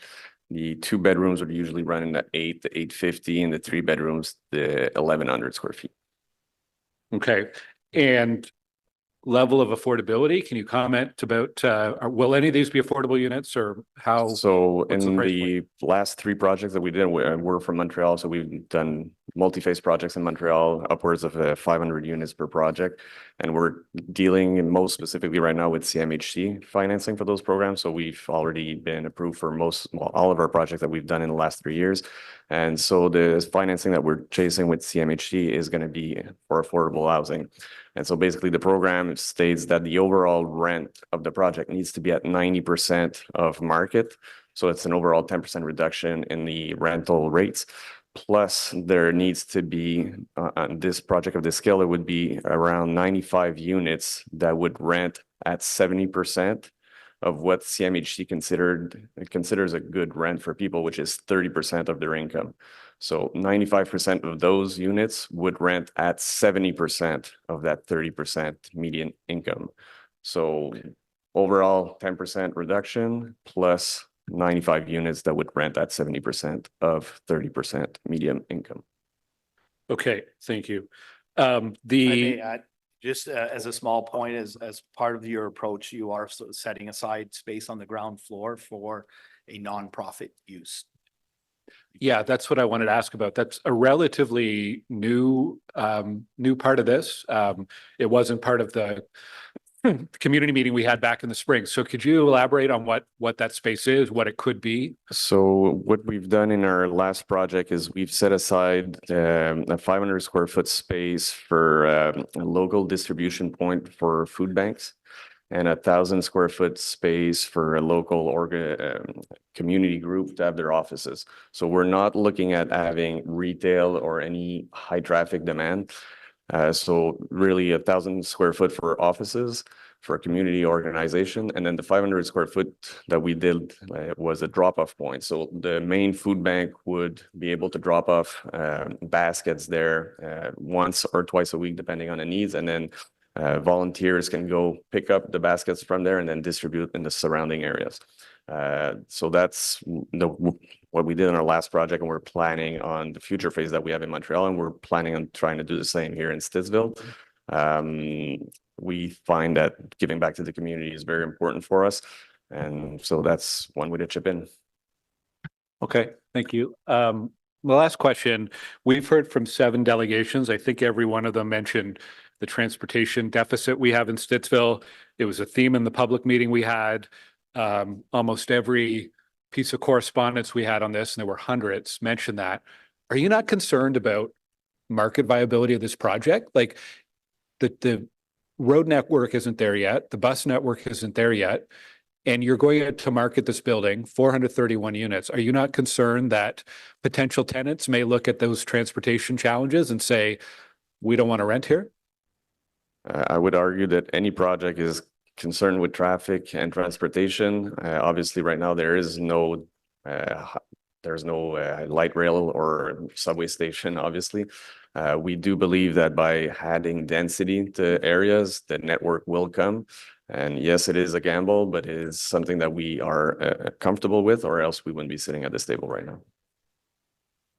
Okay, I'll have more questions for staff chair, but that's it. Thank you. Thanks. Thank you, Councillor Brock. Thanks, Chair. Just aside from the gaps in the transportation infrastructure, a number of safety issues were raised by delegates today and in written correspondence. And I just like to get your response to safety concerns in general. Are there any that you agree with that you would like to flag for this committee to follow up on? Well, we definitely are a strong advocate of safety. Obviously, we don't want anybody to get hurt. That's quite obvious. From the get-go, we want a sidewalk on this property. We would like to see a proper sidewalk for this kind of arterial road. We did see the preliminary sketches for Carp Road upgrade, sorry. And we do have some reserves on those plans. We find that having a curbside sidewalk is not suitable for that area. In our initial proposal, we wanted to separate the sidewalk from the road, be able to have a landscape buffer in between the two, introducing bike lanes. And what we've seen so far from the Carp Road upgrade is not to that standard, in our opinion. We will continue to work with staff in the coming months to hopefully get something better than what's proposed currently. And we will be the first one to push forward for that, 100%. Thank you for that. Thank you. Thanks, Councillor Curry. Thank you, Mr. Chair. I just have a couple of comments. I think I'll see if I have a question, but I was interested to listen to the resident there. Let me write his name down, Terry Clausen, refer to the Canada North buildings, 28 and 30 stories. You will recall we approved them not that long ago. And that is in the Canada Town Center area, right? Where there's like probably 20 new apartment buildings there, all in that Canada Town Center area. And the argument every time was that, well, you know, there's transit right there. Well, I will tell everybody here on the Transit Commission, that transit is LRT stage 3. How's that coming along? So, I mean, that is the question. Honestly, Miguel, I appreciate that. It does warrant that you say, okay, this many people live here now, maybe then we need that. But these are major infrastructure projects, right? The other is whether it's bus rapid transit or not, like bus rapid transit up March Road. You know, you saw earlier in this meeting, we approved 40 stories along March Road, right? The section that had been 9, we now are saying 40. And so when that happens, well, when will that happen? You know, that actually all those buildings will be built there, then we'll have development charges, then we'll put bus rapid transit unless we get funding from the federal government. So, I mean, these are all these things, you know, I think, you know, Councillor Kitts and I, we make these comments a lot at this committee that the, you know, the chicken and egg infrastructure, you know, building development charges, you know, what do we use for the money to widen these roads, put the bus rapid transit in, you know, these are asks the federal government right now because we can't afford this. And then the question goes back to us is budget time, everybody. You know, how much do you want to increase property taxes to be able to do some of these other infrastructure projects as well, right? So that again falls to us. And do we want to increase property taxes because then that creates other problems? So none of these things, you know, is simple. So on this, you know, I ask this question every time, but if we were to vote against this, and I look at, you know, I will remind you about Stacy Drive as often as I can. You know, a building that we voted against was beside an industrial park, you know, with more than like this is 200 meters to transit. Councillor Gower saying ours was, you know, 1.3 or something meters walk to get to a bus stop. We voted against it and we couldn't get a planner to argue it in front of the OLT. So, I mean, I feel for the people of Stittsville. I understand this angular plane, you know, this is a lot of density. There isn't necessarily the infrastructure. Sorry, Kathy, Councillor Curry, do you have a question for the applicant? My question honestly is to Tim Mark, really my standard question. What would we actually say is the planning rationale to vote against this that would actually be effective? And I know Mr. Mark has taken note of that question, and when we move to questions to staff, he'll have the opportunity to answer that. Thank you. Anything further? Councillor Kavanagh. Thank you very much, Chair. My question is about family units. I see that 3-bedroom units are listed. Is that going to be in the affordable housing? Because the biggest shortage is family housing, and Stittsville is a very family area. I'm hearing about the schools being overcrowded because people want to go there with their kids. There's lots there. But I just want to know if you're setting aside those more affordable housings for family units. The way the CMHC program is set up is actually perfect for family housing because, as I mentioned, you need to have those 95 units that need to be at 70% of the 30% median income. It's easier to reach that target when you target the larger unit because on a price per square foot, the larger unit end up having a higher rent. So usually these bigger units get discounted the most. So to answer your question, yes, that would target those 3 bedrooms. That's great. And are you set up for families? Like, is it kid friendly? We have plenty of amenities. I think is probably one of the projects this committee will see that has the most amenities probably for the last many years and many years to come. We have, I think it's about like 25,000 square feet on the 3rd floor or even 30. Yeah, there's probably about 25,000. Sorry. I don't know if we can put the presentation because it can actually show you the There's some amenity images that are there. And so one of the big aspects of this particular project was how we created an amenity terrace on top of a parkade to eliminate a lot of surface exposed parking.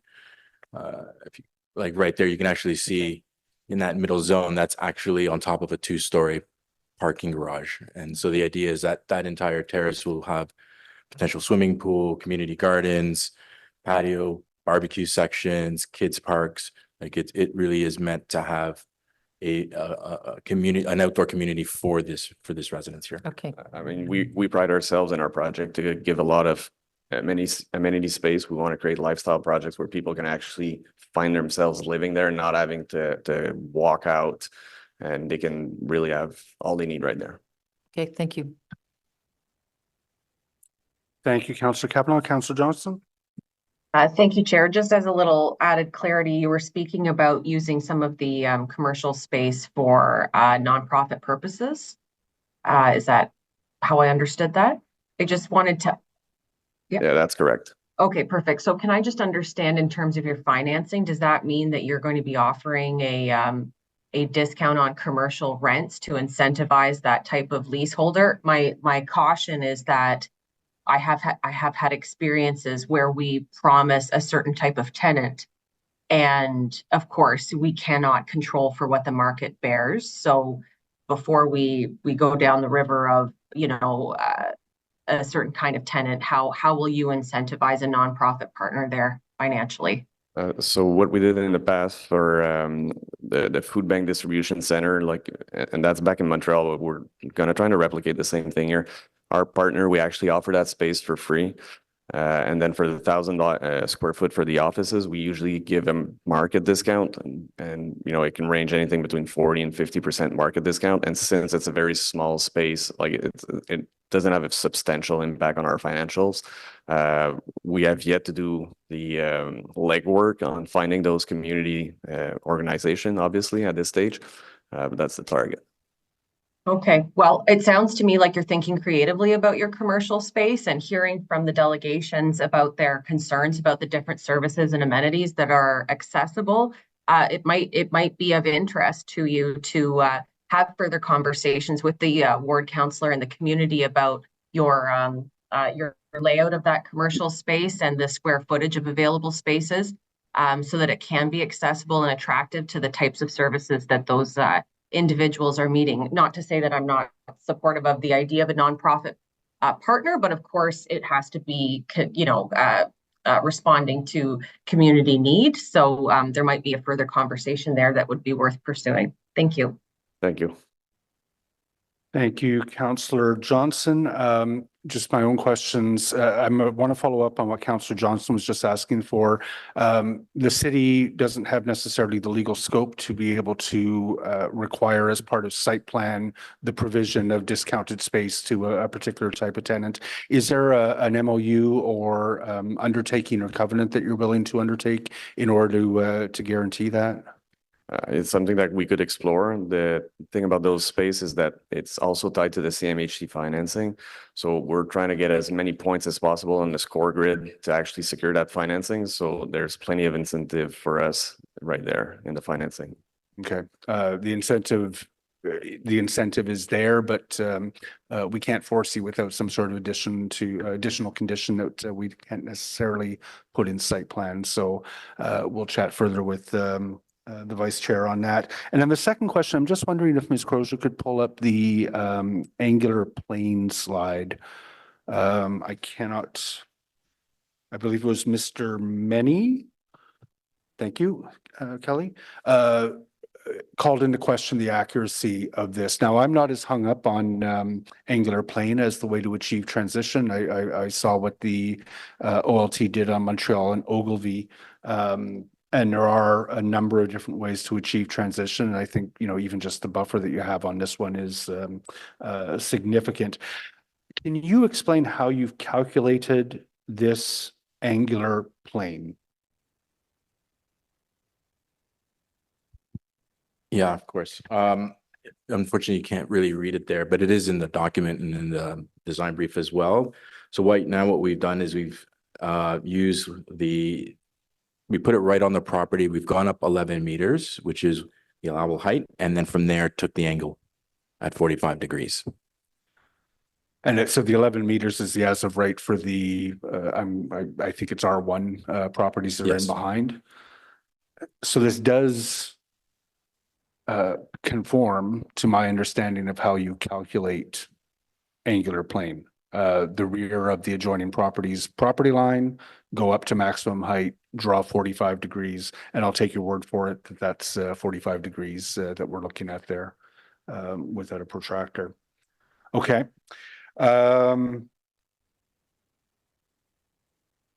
Those were my questions. Are there any further questions, Miguel?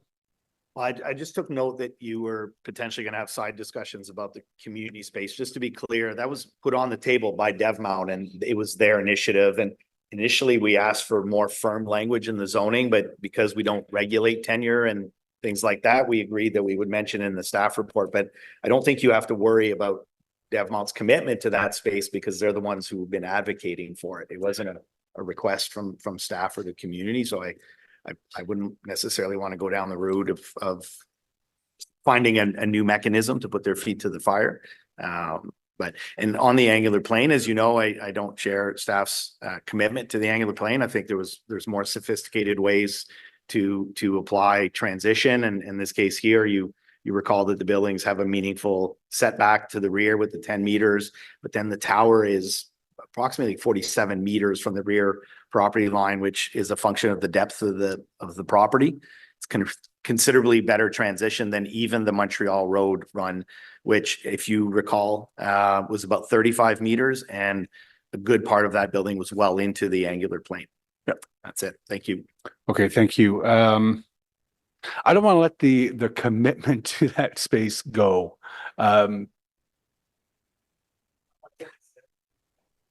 I get that. Sometimes it's nice to put some of those offerings on the table. Clearly the decision that we have to make today does not hinge upon the provision of that space. It's very much a nice to have, but since the commitment's been made, I'd love to make sure that it's followed through on. So let me noodle that a bit more as the meeting continues. I don't see any further questions for you from members. Thank you very much for your presentation today. So members, we now have the opportunity to ask questions of staff. And Vice Chair Gower. I have a few. I bet. I could start anywhere, but I'll start on that 45-degree angular plane. I do think it's important because we're in a transition point now where our official plan allows for up to 40 stories with suitable transition, but we haven't really fully defined transition because we're doing that through our draft zoning bylaw underway. And we do have a community meeting tonight. You're all welcome to join myself and Councillor Curry and Councillor Hubley. But I think the 45-degree angular plane for residents looking in on this, it's a very clear measurement. And I want to ask staff specifically, because a delegation raised it. In measuring or evaluating that angular plane, have you evaluated it just beyond taking the diagram that the applicant submitted? Like, how have you done that measurement or that evaluation independently? Yeah, thank you, Chair. As a 45-degree angular plane, the math is quite simple. So I have done the math. It does comply exactly as proposed by the applicant with the 1.5-story corner projecting through that angular plane. So we are satisfied with their calculation and agree with the calculation from the rear property line at the permitted height of 11 meters. So that's purely calculation. If you just repeat, did you have sort of more question to that as well? I think I was just looking for an acknowledgement that you have independently verified yes, beyond just taking the diagram that was provided by the applicant. Yes. Yes. Correct. Okay. And you mentioned earlier in your presentation, it's not just the 45-degree angular plane that in your view provides transition. It's the setbacks of over 40 meters for both buildings. It's the step downs from the building as they approach the rear of the property, and it's the landscape buffer. So is there anything else that provides transition or that, yeah, is there anything else that provides transition than those elements? In addition to what you've just noted, I'd also add that, that the tallest building, the 21-story tower, is furthest away from the adjacent neighborhood zone. So that was another measure in which they provided transition by providing the highest tower furthest away. Okay. Shadows came up a little bit, less than I expected it would from delegations. Can staff explain how they evaluated the applicant's shadow study and how you determined that this is acceptable from a shadow perspective? Yes, so in review of the shadow study, we reviewed to ensure that we agree with how they've determined the as of right zoning. And that really is kind of the key measure that really helps us understand what that impact is. So the applicant included an as of right projection of the shadows compared to the proposed so that we can understand that impact. And through that review, we're satisfied that the impact is minimal. Shadows do move quickly. Shadows do impact in the sense that everybody will experience shadowing at some point of the day. And that's also mitigated by the size of the floor plate, the point tower, et cetera. So we did note that the residential properties on the south side of the proposed development are impacted even in the as of right situation. And then beyond that, like I said, the shadows do move quickly. So we're satisfied with their review and their analysis. One of the delegations said that the shadows do not conform with our city policy around what is or is not allowable for shadow impact. Is he right? Is he wrong? How does... When I reviewed it, I did note that I only noted 2 hours where they were impacted because the as of right already does impact. As the delegate did mention, they are closest to the property. So they will experience shadowing even with just a 4-story development that's permitted as of right. So my review was 2 hours. But I think it's also important to note that it is a guideline. It is direction for review. It's not a hard and fast yes or no. And we have to review that in that impact or, that in whole, right, as part of the whole development and our goals for what we're looking for, pursuant to the official plan. And so in that, we've determined that it is appropriate and the impact is minimized. Okay. The floor plate, usually the maximum is 750 square meters. This one's, I think, 800 square meters. Why does staff believe that's it's acceptable to exceed the 750 square meter mark? Yes, Mr. Chair, the guidelines do acknowledge that larger floor plates may be considered in suburban locations specifically. And it is staff's position that the proposed 2-tower concept with the varying floor plates and varying heights results in a better site design than the previous proposals that were presented to us. So providing flexibility on that has benefits or advantages to the overall design? Yeah, the flexibility of the floor plate allows for overall urban design approach that is appropriate for the layout of the site. And is it due to the large size of the site that that's appropriate, or does that factor in at all? So, Mr. Chair, I can just add, as my colleague, Ms. Baldwin has said, the site itself and the layout of the site, I would say, yes, the site is very large, right? So it can handle density, which we're seeing here today. So it is a factor of consideration of the size of this site. It's also a factor of the ability to provide separation, both to adjacent properties, transition to the rear to the low-rise community, as well as separation to other developments, so the 12-story on the building. It's also consideration of potential impact on the north side, right? So we have quite a significant right-of-way on Hazeldean. So when you look at all of that together, the impact of a slightly larger floor plate, larger than 750 square meters, is appropriate, or we've determined it is appropriate. And it's also important to remember that, as Ms. Baldwin said, in suburban contexts, we do recognize that, it could be appropriate because we have these larger sites, and that the 750 is just a guideline, and we do have to evaluate it in its context and in the proposal itself. Okay. Another thing from the staff report is staff are recommending for the community space that there be no additional requirement for extra parking spaces. Can you explain your rationale for that? Through the chair, that we do recognize that it is a small commercial use that is not expected to generate high parking rates, and do recognize that the official plan does direct staff and council to reduce parking requirements, particularly along corridors, so that we made a recognition based on the official plan policy that and as such have no concerns with the parking reductions for either commercial or residential on this site. Okay. I want to focus on a couple of big transportation issues. One is the timing of the Carp Road upgrade, which is Carp Road from Hazeldean to the Queensway, including an upgrade of the intersection. My understanding is the timing construction could start as early as 2025, but I'd like staff to clarify what's a realistic timeline for when construction will start on Carp Road. And well, I'll start there. Yeah. So construction itself would start at earliest mid 2026 or 2027, but it really depends on affordability and what kind of budget we're going to have in the next budget deliberations. So that's as early, and it would probably take 2 years to construct. Okay, that was going to be my follow-up, the timing.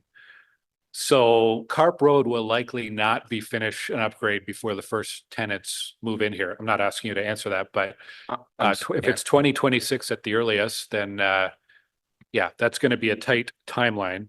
What about Hazeldean Road west of Carp Road?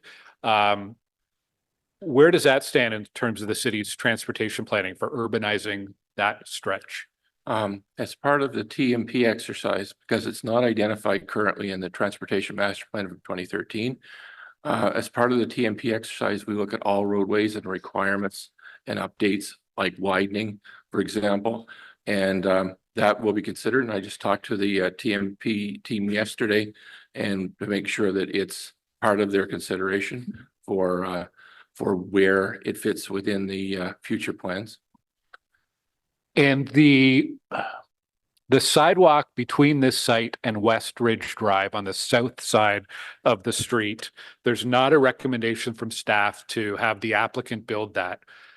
Do we have any ability under the Planning Act or any other policy or legislation to compel the builder to build a sidewalk on the entire south side, not just in front of their property? Mr. Chair, I see Tim Mark maybe perking his ears up there. But my understanding is that no, as an arterial road, we do not have the ability to require an off-site sidewalk connection.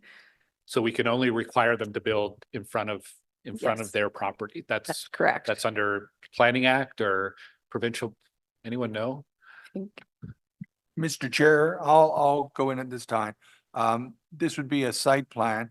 There's more generous authority granted to a municipality under a plan of subdivision. Even then, it's not unlimited, of course, but there's more generous authority. But on a site plan, the municipality, under Section 41 of the Planning Act, the municipality is really limited to what's taking place within the bounds of the frontage of the property.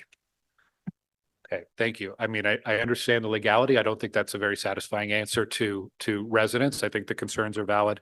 I'm going to let my colleagues ask questions, but I'll come back on after. Thanks, Chair. Thank you very much, Vice Chair. Councillor Kelly. Thank you very much, Mr. Chair. I know that this particular application has been discussed in the media for months now, and I've been paying attention to it and listening to the concerns. And I didn't come in today with any real preconceived idea of how I might vote at the end of this. And I wanted to hear the delegations, and I'm glad that some of these people showed up today. I think by and large, these are some of the best delegations that I've ever actually heard at this committee. They were well researched and well said. And hearing things that I think I hear almost every 2 weeks at this community in terms of, or at this committee rather, lack of services and transit, schools and doctors, and of course infrastructure. So I'm sure when Councillor Curry speaks, she's going to talk about how we share the concerns about the lack of infrastructure and how it's not keeping up with the pace of development along Lamarsh Road. I don't actually know how far along those developments are, but I'm already seeing people walking down the side of the road to get further into Canada to take transit, seeing major traffic problems in this area already. And again, I don't think we're even close to halfway done through that stretch. I think Miss Lipsy made some good points in terms of what can occur when this happens. You know, people taking risks. I've already seen that, people pulling out onto Lamarsh Road with very little space between them and the car coming towards them. And again, people walking down a major road with an 80-kilometer-an-hour speed limit. Councillor Kitts makes similar comments, I would say, every 2 weeks at this committee as well, in terms of the development that she's seeing in her ward and the inability for the infrastructure, particularly around transit, to keep pace with that. And I get that we're in a housing crisis, but I do sometimes worry that we're so focused on number of units that we lose focus on ensuring communities are safe and livable, and that the newer developments are respectful of the people who have called Stittsville or Canada or anywhere in Ottawa home for the last few years and already pay taxes here. And so I know there's often considerations, and this sometimes bothers me, although I get that we have to make these considerations about, you know, whether or not proper planning rationale is being followed in terms of our opposition to things and what could potentially happen at a tribunal if it goes there. And I think the people of the city of Ottawa would like us to focus a little more on their concerns. And I hope that we could find ways to address those concerns and if need be, not be afraid to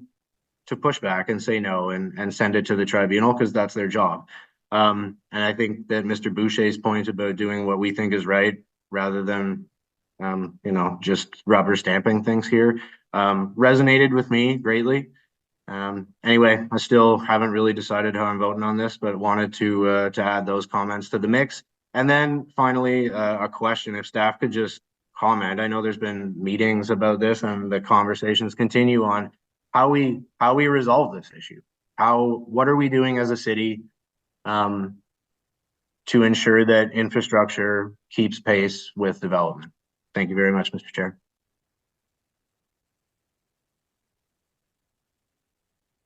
Ms. Cheat. Ms. Cheat. Good afternoon. Sorry, still morning. It's the infrastructure, the planning work. We are ahead of the plans of the transportation master plans, infrastructure master plans. We're doing all of that. Environmental assessment studies are being done. So it's truly a question of funding the projects. A lot of the growth projects are funded through development charges. So we've gone through that exercise. There will be more updates to DCs each time our master plans are updated. And we have to balance that with, you know, the cost of funding new infrastructure versus the cost to each unit for the home buyer. Then there's also, but they're not funded 100%. So there is a tax component. So it's a balancing of the funding sources and what's affordable and how we go forward. So every step of the way, this issue of funding is examined, and we roll out then our master plan projects in accordance with what we have. Thank you. We'll leave it there. Appreciate it. Councillor Brockington. Thanks, Chair. I'll just briefly share sort of an AMO experience if I can, because housing is top of list, not just in our caucus, but of all of our membership. And we have very similar concerns that are articulated every time AMO meets. And that is, we have these housing targets. We have some regions with very high growth and high housing targets to achieve. And as we've all said, I think the analogy was chicken and egg. Their housing stagnates because they don't have the infrastructure in place. They don't have the water treatment center. There are no schools. You've got to bus kids completely out of the area. And that continues to be the challenge. But with proper planning, with the various master plans that we're engaged in, that's our blueprint. That's the roadmap to identify those gaps over time. So, Councillor Kelly and others, what guides us? We have to make decisions on what smart planning is and whether this location is appropriate for what's being proposed or not. So a few questions for staff comes up. The angular plane issue and shadowing seems to come up more frequently than it should. Angular plane, is this a guideline or actual policy? So, Mr. Chair, the urban design guidelines for high-rise buildings are just guidelines, but we do have the official plan policies, which do speak to transition, but it does speak to generally providing transition, right? So transition itself is contextual and has to be evaluated in each specific instance. Okay, and just for additional clarity, you measure from the abutting property line or from where the residential unit sits?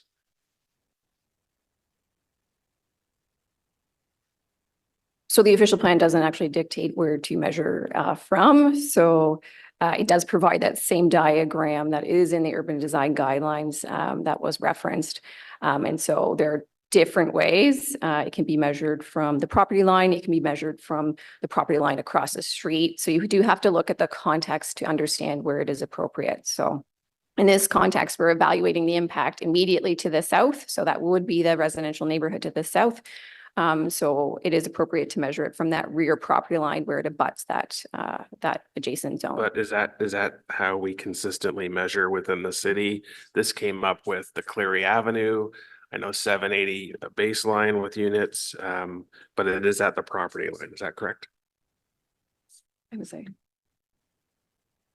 Chair, I think if I may, there is a distinction in when we're measuring, if we compare this to the 30 Cleary discussion that we had, the 30 Cleary measured from the rear of the residence of the abutting property, but it was at the ground level, I believe, whereas here we're measuring at the as of right height at the property line. And so, there is a slight difference in those two approaches and different contexts that we're dealing with here.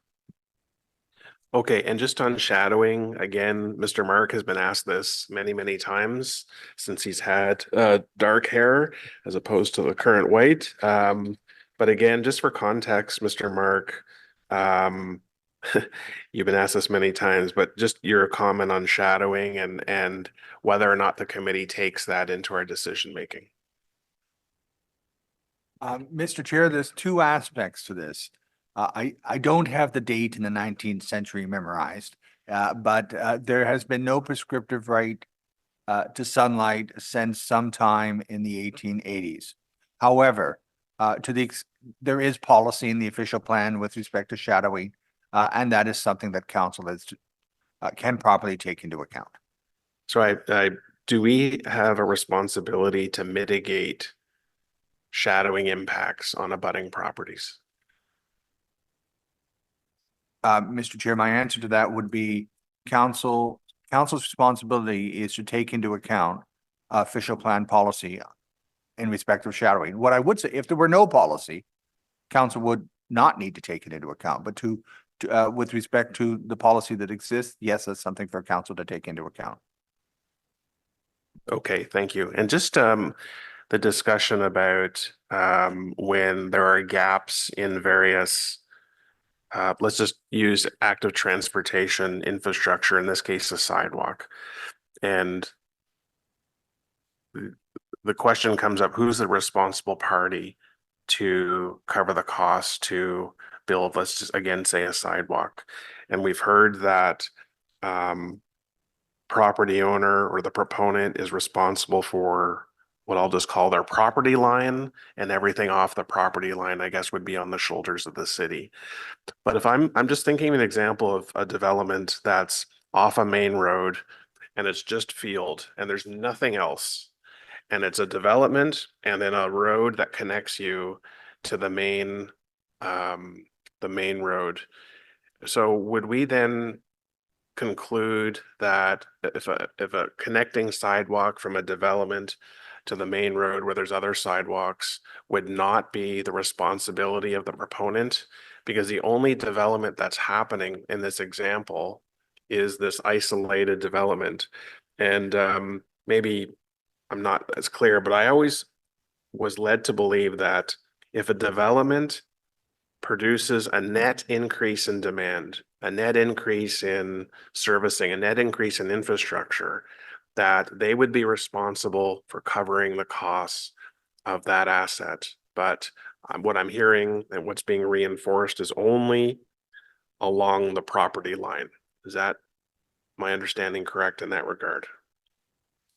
Mr. Chair, I would repeat the distinction that I offered earlier today, because I don't want committee to go away not having this distinction in mind.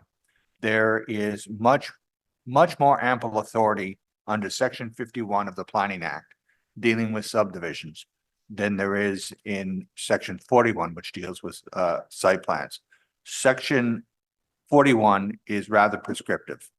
And so if you were to say, well, suppose it's 3 meters to the intersection. Well, that's not likely. Suppose it's 7 meters to the intersection from the property line. Is that something that we might be able to ask under site plan? Possibly. But it is limited. It is prescriptive. It is generally just the frontage. When one is dealing with an application for site plan approval, it's generally just the frontage of the property in question. Okay, and what makes this current application different than my example is you're already surrounded by an existing community. There are current needs that already exist, so it wouldn't be fair to put on the applicant's shoulders to cover all those costs. It really is what abuts their own property would be their responsibility. The city prioritizes everything else, and then we allocate those funds. Mr. Chair, for this specific site, there what would look to be a gap between their site and the intersection of Carp and Hazeldean. But that sidewalk, that perceived gap, is actually covered in the city's Carp Road widening, which includes the protected intersection. So it will be built, but the timing is hinged on the funding for the road project. And staff are also looking as part of their design exercise to see how they can prioritize this portion first, or as one of the first activities for construction for the entire project. So in this case, we will have it covered, but again, the caveat is the funding for the road project. Okay, fair enough. Thanks, Chair. Hi, Mr. Chair. I certainly have my original question there, but I do want to make one other comment because nobody's really talked about the parking on this site and the bike parking.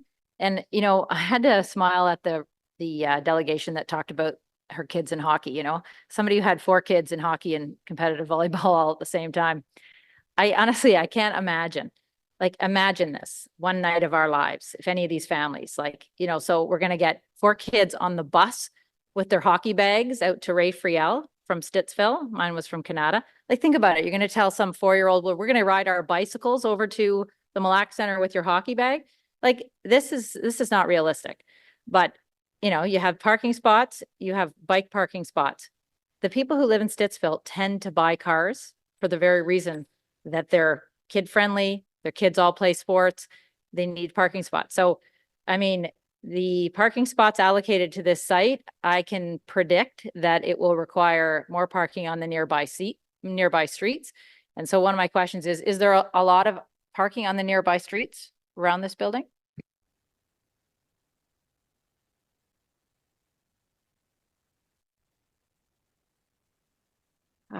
Chair, I'll be honest, I didn't evaluate the parking situation on nearby streets.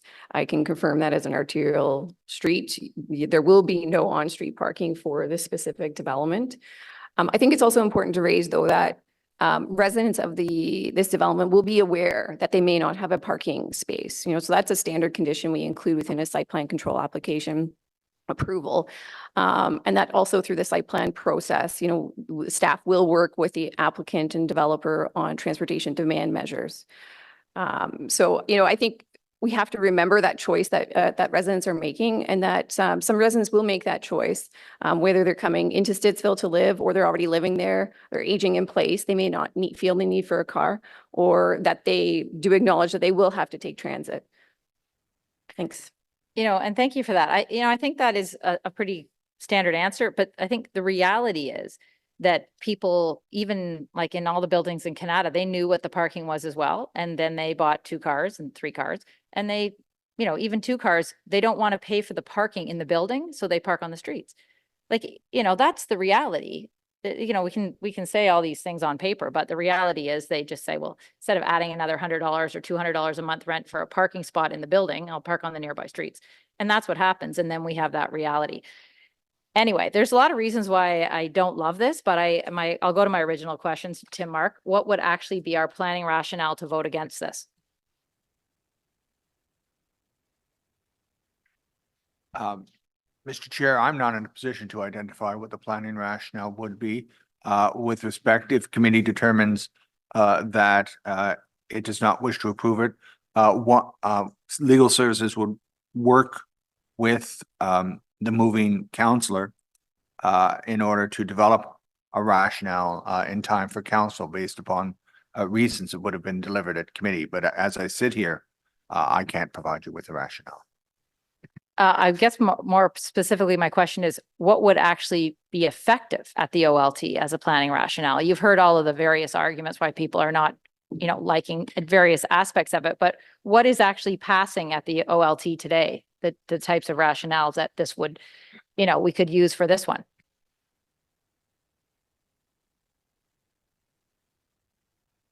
I'm not sure, Councillor Curry, if that's a fair question to ask for Mr. Mark. I suspect what he's going to say is that the case for refusal would be built in a situation where we don't agree with the planner's assessment that the proposal meets with the official plan and the provincial policy statement. And it's going to be difficult for Mr. Mark in this instance to make the case on that basis when I assume that he is, he has been consulted on the planning rationale to begin with. It's just, I'm sitting here the same as Mr. Mark, and I try objectively, if I were fighting this, how would I fight it? And I'm just having difficulty coming up with the official plan case that would convince the tribunal. Well, I guess that's sort of what I'm getting at. I think you're saying it better than I am. Like, what is the actual case? Like the angular plane? Well, I think staff have said that the angular plane is fine. Like, can you say, well, in the official plan, there should be more parking? Like, I don't see the argument that is credible here for us to vote against this and then to have a planner that will agree to argue it. So yeah, I mean, and you can feel free, obviously, to ask our planners, but things like proximity to transit, what does our official plan say about proximity to transit? Keeping in mind that we have a transportation plan that is more important than reality, unfortunately. Once there's a line on a map, that becomes the lens through which we look when we're trying to determine whether or not there is an official plan case. And I think it is, I wouldn't agree with this, but I think it would be legitimate to disagree with the planners on the basis of transition as well. We've tried that once before at Montreal Ogilvy, and I don't see the case, but I think members of this committee, if they were looking for a legitimate official plan case, it would be that this does not meet our official plan policies on transition. But that I'm struggling to come up with anything on this one. yeah. Okay. Well, thank you for that. That is exactly how I'm feeling. Like, I guess maybe I'm just because of Stacy Drive. I just feel like, I don't know. I don't see that there's an argument we could make here that would be credible, that we would win at the OLT. That's my problem with this. As many things as I don't like about this, I don't think we have a case. Anyway, thank you. Vice Chair. Yeah, I was hoping to wrap up, Chair. So if there's any other questions from committee members. Can we do comments? I'll just ask folks to put up their hands. There's a few folks who want to wrap up.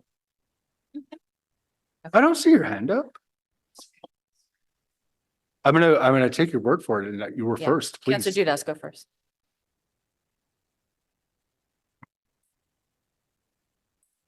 So I just want to understand from staff in terms of the timing of the Carp Road widening, the improvements that are planned there and that extension piece that will improve sections of Hazeldean. I understand that it might not coincide beautifully with the construction of this project, or maybe it will. I know, Frank, you were going to comment on that.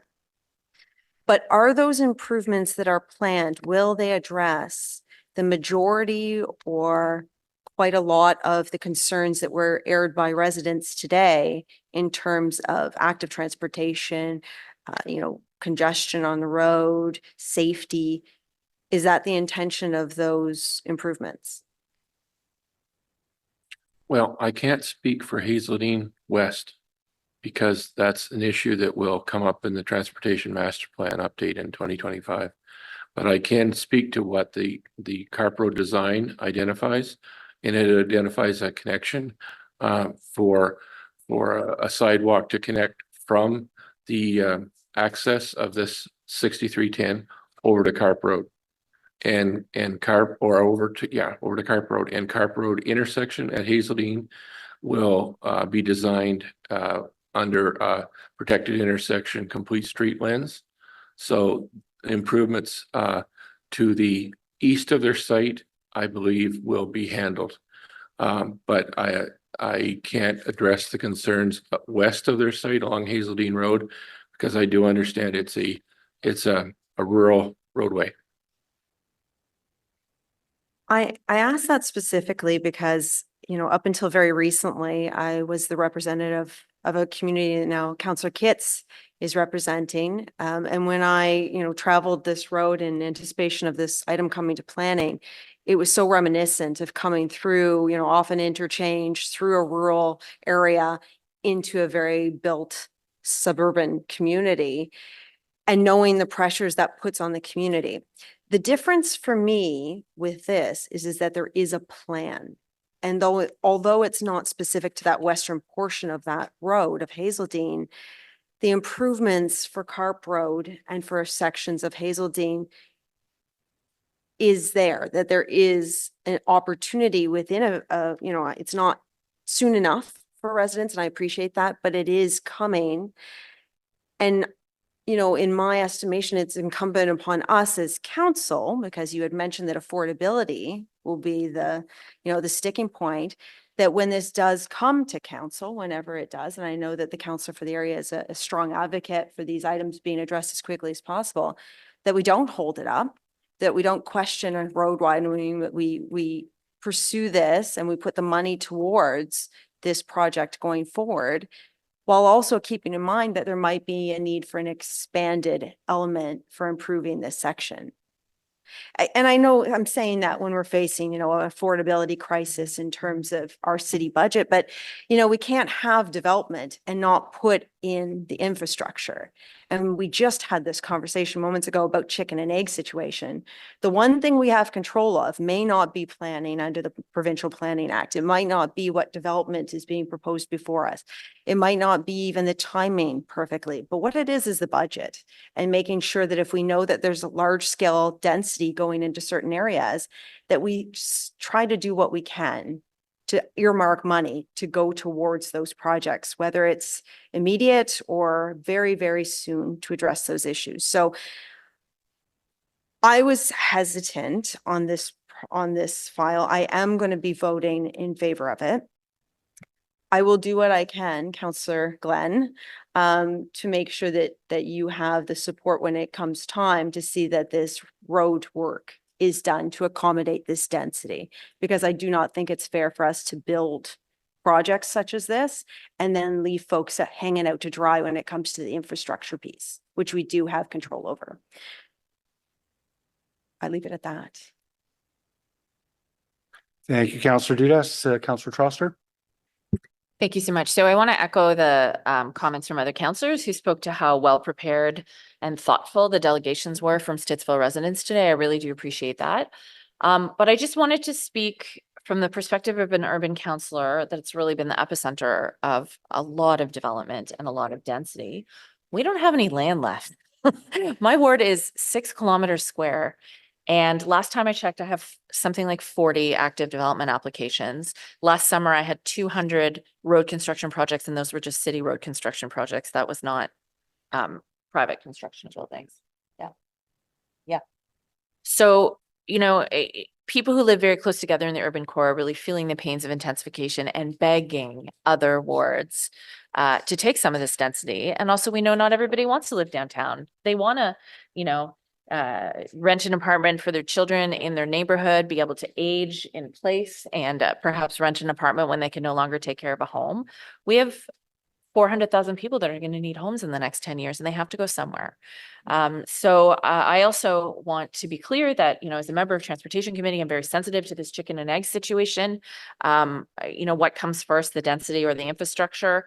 And again, as a member of the sponsors group for the Transportation Master Plan, I think I agree that we should be thinking very carefully about where density is and how we plan for that in terms of transportation.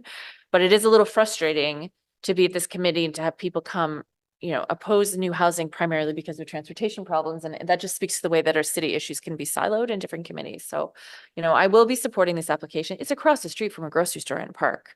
You know, it's a 200-meter walk from mass transit. You know, we just approved at the former bus station site on Arlington in my ward, more than 1,000 apartments at a site that's a good 30-minute walk from any LRT station. So, you know, with an incredibly low parking ratio. So I understand that this has changed and that this is change that's tough, but it's something we all need to take part in as part of the city.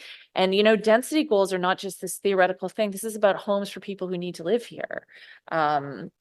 We can't deny that we are in the midst of a crisis, and sometimes the solutions appear imperfect, but, you know, it takes years to build a development of this nature. That gives us some runway to start planning the infrastructure that's needed. So I want to thank everyone who came to committee today. I will be supporting this proposal, which I know might be very disappointing to you, but I want you to know that you were heard, and that the work isn't finished to ensure that we have the right infrastructure to match development in our neighborhoods. Thank you, Councillor Troster. Councillor Kitts. Thank you, Chair. Thought of this question late, so it may have been better posed to the applicant, but there's 3 buildings on this site. Was consideration ever given to phasing the construction of the buildings to allow for time for some of the infrastructure? That I really appreciated Councillor Judas's comments and her questions, but giving some more time for some of that infrastructure to catch up. Do we have the ability to request that, or is it at the full discretion of the developer? Chair, the ask for the zoning approval that from the application is to grant the you know, the height and the density that's before us today. While on a project of this scale, there is likely to be some phasing included, it isn't something that we would typically require. You know, could we in some form implement provisions, you know, through holding or other mechanisms? You know, it's possible, but it would be atypical. And it is something that is typically, you know, on a project with multiple buildings that we see anyway, as they are, you know, have a practical need to have absorption within, you know, one building before they start construction on another one. Okay, so I think I'm hearing that that conversation could happen, but is unlikely. There's a likelihood that phasing will happen anyway. There is some possibility that we could explore it, but it is atypical. Sorry, I just want to be clear on that, because there's a couple of instances here. If this committee so decided, and then was backed up by council, would we be within our rights to put a holding symbol on the zoning such that the zoning for a portion of the geography doesn't become effective until a building is constructed? I think that is a mechanism to achieve what the councillor was asking. Yep. I cannot speak to whether or not, you know, the applicant could appeal such a holding being placed upon them, and what their, you know, what the basis of that holding would be, and whether we would be successful at the OLT ultimately if they chose to pursue that. But that is that a motion that somebody could bring today? Yes, it's a motion that a committee member could put forward. I'm not going to, but yeah, thank you. Okay, thank you for that response. I'll hold on that for now, but I think it's a interesting consideration because, as multiple of my colleagues have said, this is a perennial issue in some of these areas that, have significant transportation deficiencies. And just to respond, Councillor Troster, I appreciate what you're saying. I think the challenge here is that, we're seeing a lot of development in the core. We're seeing a lot of development in the suburbs, but there is, a transect of our city that is not taking a lot of development. It's that missing middle, that inside the Greenbelt, outer urban section. And I think our challenge as a city is going to be, how do we make that desirable through the new zoning bylaw, make that make sense? Because, if you look at DC's collected, it's clear which wards are doing the heavy lifting. And there's a lot of pain that comes with that for the residents that live there. So that's, I think, the challenge. Anyways, I'll leave it there. Thanks. Change will come to the bungalow belt. Councillor Tierney. Great. First of all, thank you very much to the delegations. I like pictures. They really illustrate what you can't see just in black and white on paper. And that is neighborhoods. And that's a big part of why we're elected, is to try to do our very best to represent the constituencies we do. I know we reference especially the Montreal Road and Blair Road in my location. I think that was a high test. I think our staff certainly tried their best. They opposed the application. But at the end of the day, and I heard some comments about the developers get the way. Actually, that's not the case. It's the provincial laws that are set. It's our plan that we present and put forward. And it's about the provincial tribunal that's making those decisions. While we do have a housing crisis, we recognize it. I do have, oddly enough, in some of the largest number of high-rise apartment. If you've driven past Saint Laurent Boulevard, I know media doesn't like doing that, but if you want to come for a drive sometime, in the Searville region, we have many, many towers going up right now. The difference with a lot of the intensification that I fully support is when it abuts properties meters from two-story homes, this becomes a bigger challenge. But at the end of the day, we are very much neutered. We don't have the tools anymore. The discussion of a holding symbol, from what I know, and with further clarification why I wanted support, that any kind of motion coming forward on that, it can be appealed.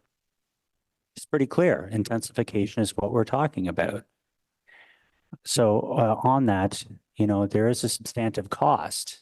Of resource time and court time that has been used, even in the example in my area. So for those reasons, I mean, we really are faced with a question here. We decided for intensification. We decided we're not going to expand and put more roads and put more sewers. And that means building up in areas of land, going up instead of out. And that's what we're facing, the new challenges. We are a very much growing city. I will be supporting the staff recommendation to move forward on this project, but I do think we have to get to our provincial governments. They always remind us we're creatures of the province. We heard it at AMO. Riley's quite correct that we really don't have a dog in this fight anymore. And it's really challenging. Now we're reduced to, a lot of the municipal issues and federal provincial issues. But when it comes to building a city, we're really restricted. We want to obviously keep with our vision. I think our council's been doing a terrific job, great leadership from our planning chair. But many municipalities, 444 across the province, are facing the exact same issues. And hopefully we can find a way to be able to deal with the fact that there's faces to these communities. And yes, I am wrapping it up, Mr. Chair. Thank you. Thank you very much, Councillor Tierney. I'm going to give Glenn the very last word, so I'll just ask some questions now, and I only have one little piece of wrap up. Another piece of clarification around motion that could potentially come from this table would be, could we legitimately put a holding symbol on the zoning pending the completion of a sidewalk for the missing portion to Carp Road? I just want it to be on the table that, you know, we're not utterly without tools. Well, if there were a holding symbol, I can imagine a front end agreement might come into place right quick. Mr. Chair, there are occasions where a holding symbol to be imposed pending the installation of infrastructure is appropriate. It would seem to me to be a difficult one, however, to justify in this case. Okay, thank you. There was an assertion, a couple of assertions that caught my attention. I think Mr. Hanna made them early, that the Montreal Road OLT decision offered flexible considerations of transition on the basis of its transit proximity. And I just want to understand whether there is something different about Montreal Ogilvy and its proximity to transit that would lead us to interpret the OLT's decision on flexible approaches to transition differently for Hazeldean. Montreal and Blair, sorry. You got so many of them. Go. Chair, I would appreciate the opportunity to review the decision in greater detail before providing you with a fulsome response. I think in this situation, you know, we believe that we have met the 45-degree angular plane. We believe we have met the provisions for transition within the official plan and are not ultimately seeking, you know, additional flexibility beyond that. You know, to speak to the decision for Blair Road, I believe that building was closer to the property line than this one is. And so it may have been a different set of contexts, and I apologize, but I would appreciate the opportunity to sort of get into the details of that or refresh my memory of some of those finer points in order to provide you with as clear a response as possible. Okay, it's not urgent on my part, but if there is a perception out there that it's a different context, it'd be good to be able to explain that to people moving forward. You know, clearly I feel there is lots of transition that's been provided in multiple different ways on this particular one. And then just a quick question, Kimberly, sorry, Ms. Baldwin, were you the planner for Montreal Ogilvy? I was not. Blair.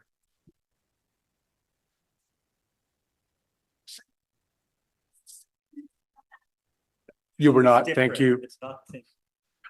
I just wanted to make sure that was corrected on the record, not that it's relevant to very much. And then finally, there was an assertion made again, I think it was Mr. Hanna made it, that there was a development in Robert Grant that was held off due to a lack of infrastructure. Could I just get some precision around what that situation was? Again, Chair, happy to look into that in greater detail and come back to you with the details on the holding provision that may have been used there. Okay. Vice Chair Glenn, I think, can provide us a bit of context when he speaks. So the only piece of wrap up I have on this one is, you know, I think it meets with what our official plan says, which makes it difficult to try to refuse. There is, I hear sometimes on the part of the community, that appetite to have this committee make decisions that it knows are going to fail at the OLT. And those are not entirely without consequences. When the politicians across Ontario have been making politically popular decisions not grounded in planning law, that's when we start to see things like Bill 23. For those who were around pre-Bill 23, it was nice to have political control over site plan, right? Politicians across Ontario abused political control over site plan, and the province yanked it away. So, making decisions that we know are the wrong policy decisions will have consequences with a federal and a provincial government that are keen to see homes built. So while it may be tempting to do a politically popular thing, I would ask this committee, as I frequently do, to take a look at this application through the lens of the official plan and the provincial policy statement and determine whether you agree with our staff that it in fact meets those. Vice Chair Gower? Thanks, Chair. Last word. Do you want me to talk about Robert Grant? We had a 2021 5,000 Robert Grant Avenue. There was an applicant seeking more height because of their proximity to a transit station. The transit station, though, will not happen before 2031 in that location. And so the applicant agreed to a condition to delay construction of about half of the units in the tallest tower until more of Robert Grant Avenue was built, which will likely be around 2029 or so. So we did come up with a solution, different context, but it was related to transportation timing. Yeah.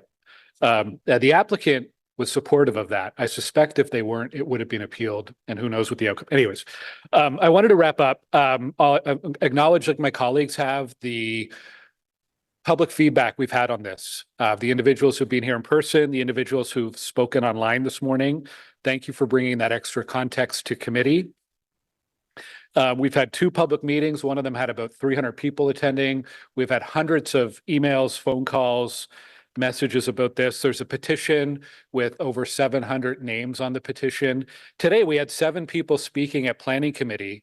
That's more people from Stittsville speaking on planning items than we've had in the entire past 6 years. And we've had some controversial developments. So this is a big deal for Stittsville.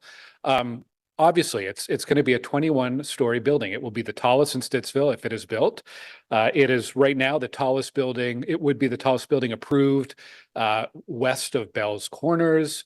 It would be one of the tallest in Canada. There's some that have been approved and underway. It's a big building. It's a big change. So there is a lot of interest.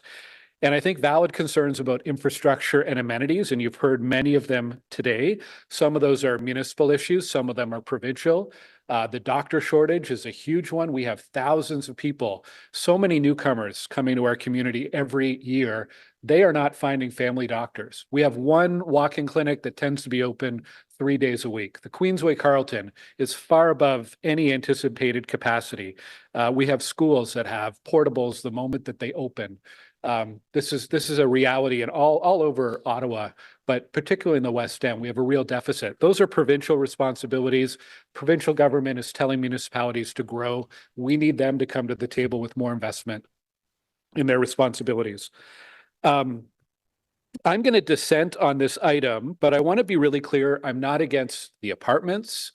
I'm not against the height. It is tall, but it does meet the intent of our official plan. I'm not against the parking reductions. Just a note, it came up earlier. We have an origin destination study from 2022. 31% of apartment dwellers in Stittsville do not own a car. Only 13% of apartment dwellers have 2 or more cars. So that leaves 56% of apartment dwellers with 1 car. So I think the parking reduction is appropriate. I'm happy to see some level of affordability. This is not something we see often to this extent in the suburbs and the variety of housing types. All these planning related things are good. I'm dissenting though to give voice and to acknowledge what we're hearing from the community on this. A lot of it is around the transportation infrastructure. I'd have a lot more comfort if we'd heard from staff today that there was confirmed funding for shovels going in the ground in 2025 for Carp Road. And that's not what we heard today. If we get funding, it could be 2026 or 2027. The timeline on this keeps slipping.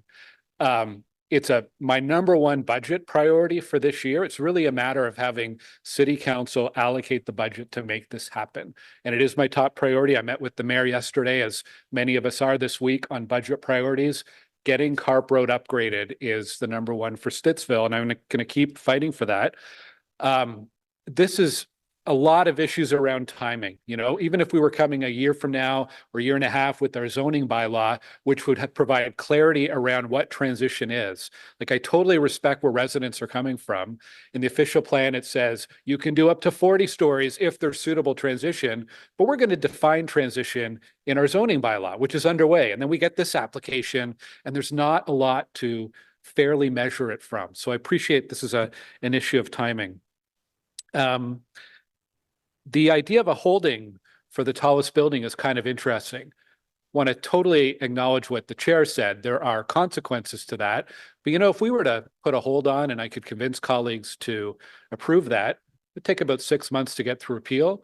Maybe that aligns a little bit closer with Carp Road. Maybe, you know, win or lose, maybe it's a gamble worth taking. I don't know. So I'm gonna talk to colleagues and our legal staff over the next week and see if that might be one tool we do have to align this better to transportation. That's interesting.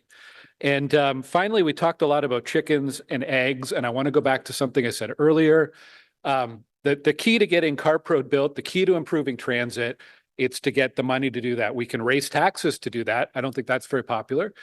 We can raise development charges, which we are being raked over the coals by the province and the feds any time we attempt to do that. The other solution would be to access the funding streams that are available through the province and the feds based on housing growth. And we're not going to get those if we reject or stop growth, whether it's at this location or elsewhere. So we're in a real jam on that.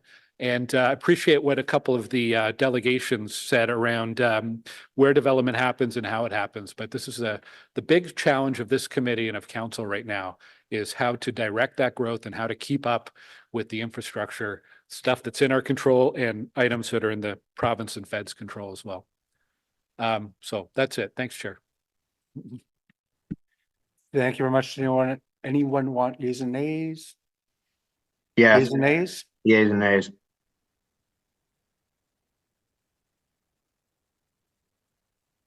Councillor Brockington, Yes. Councillor Curry, Yes. Councillor Dudas, Yes. Councillor Johnson, Yes. Councillor Kavanaugh, Yes. Councillor Kelly, No. Councillor Kitts, No. Councillor Lowe, Yes. Councillor Tierney, Yes. Councillor Troster, Yes. Vice Chair Gower, No. Chair Leeper, Yes. 9 yeas, 3 nays. Thank you very much, colleagues. So that item carries. Were there any motions on that one? Sorry, I forgot to ask it. There was a technical motion. Did that technical motion, is that carried? Carried. Amazing. Colleagues, we have one more item left. There are going to be 3 delegations on it. Can we take 5 minutes, no more? Oh, there's no delegation left? Jason's. Oh, okay. Jason doesn't need to speak to the item, or sorry, Mr. McGrath doesn't need to speak to the item if, okay, so we've lost the other public delegations. So Bill 185 and 109 monitoring report, can we carry that? Perfect. In that case, colleagues and friends, we've already dealt with the information previously distributed. Are there any notices of motion for consideration at a subsequent meeting? Are there any inquiries? We have no other business. We'll adjourn until our next meeting on Wednesday, September 25th, 2024. That is one single uncontentious item that I am very curious. Sorry, yeah. So we'll take a look at that. Sorry, I'm being told the mic is hot. Like I gotta turn Thank you, Jeff. Have a great one. Thank you very much, everyone.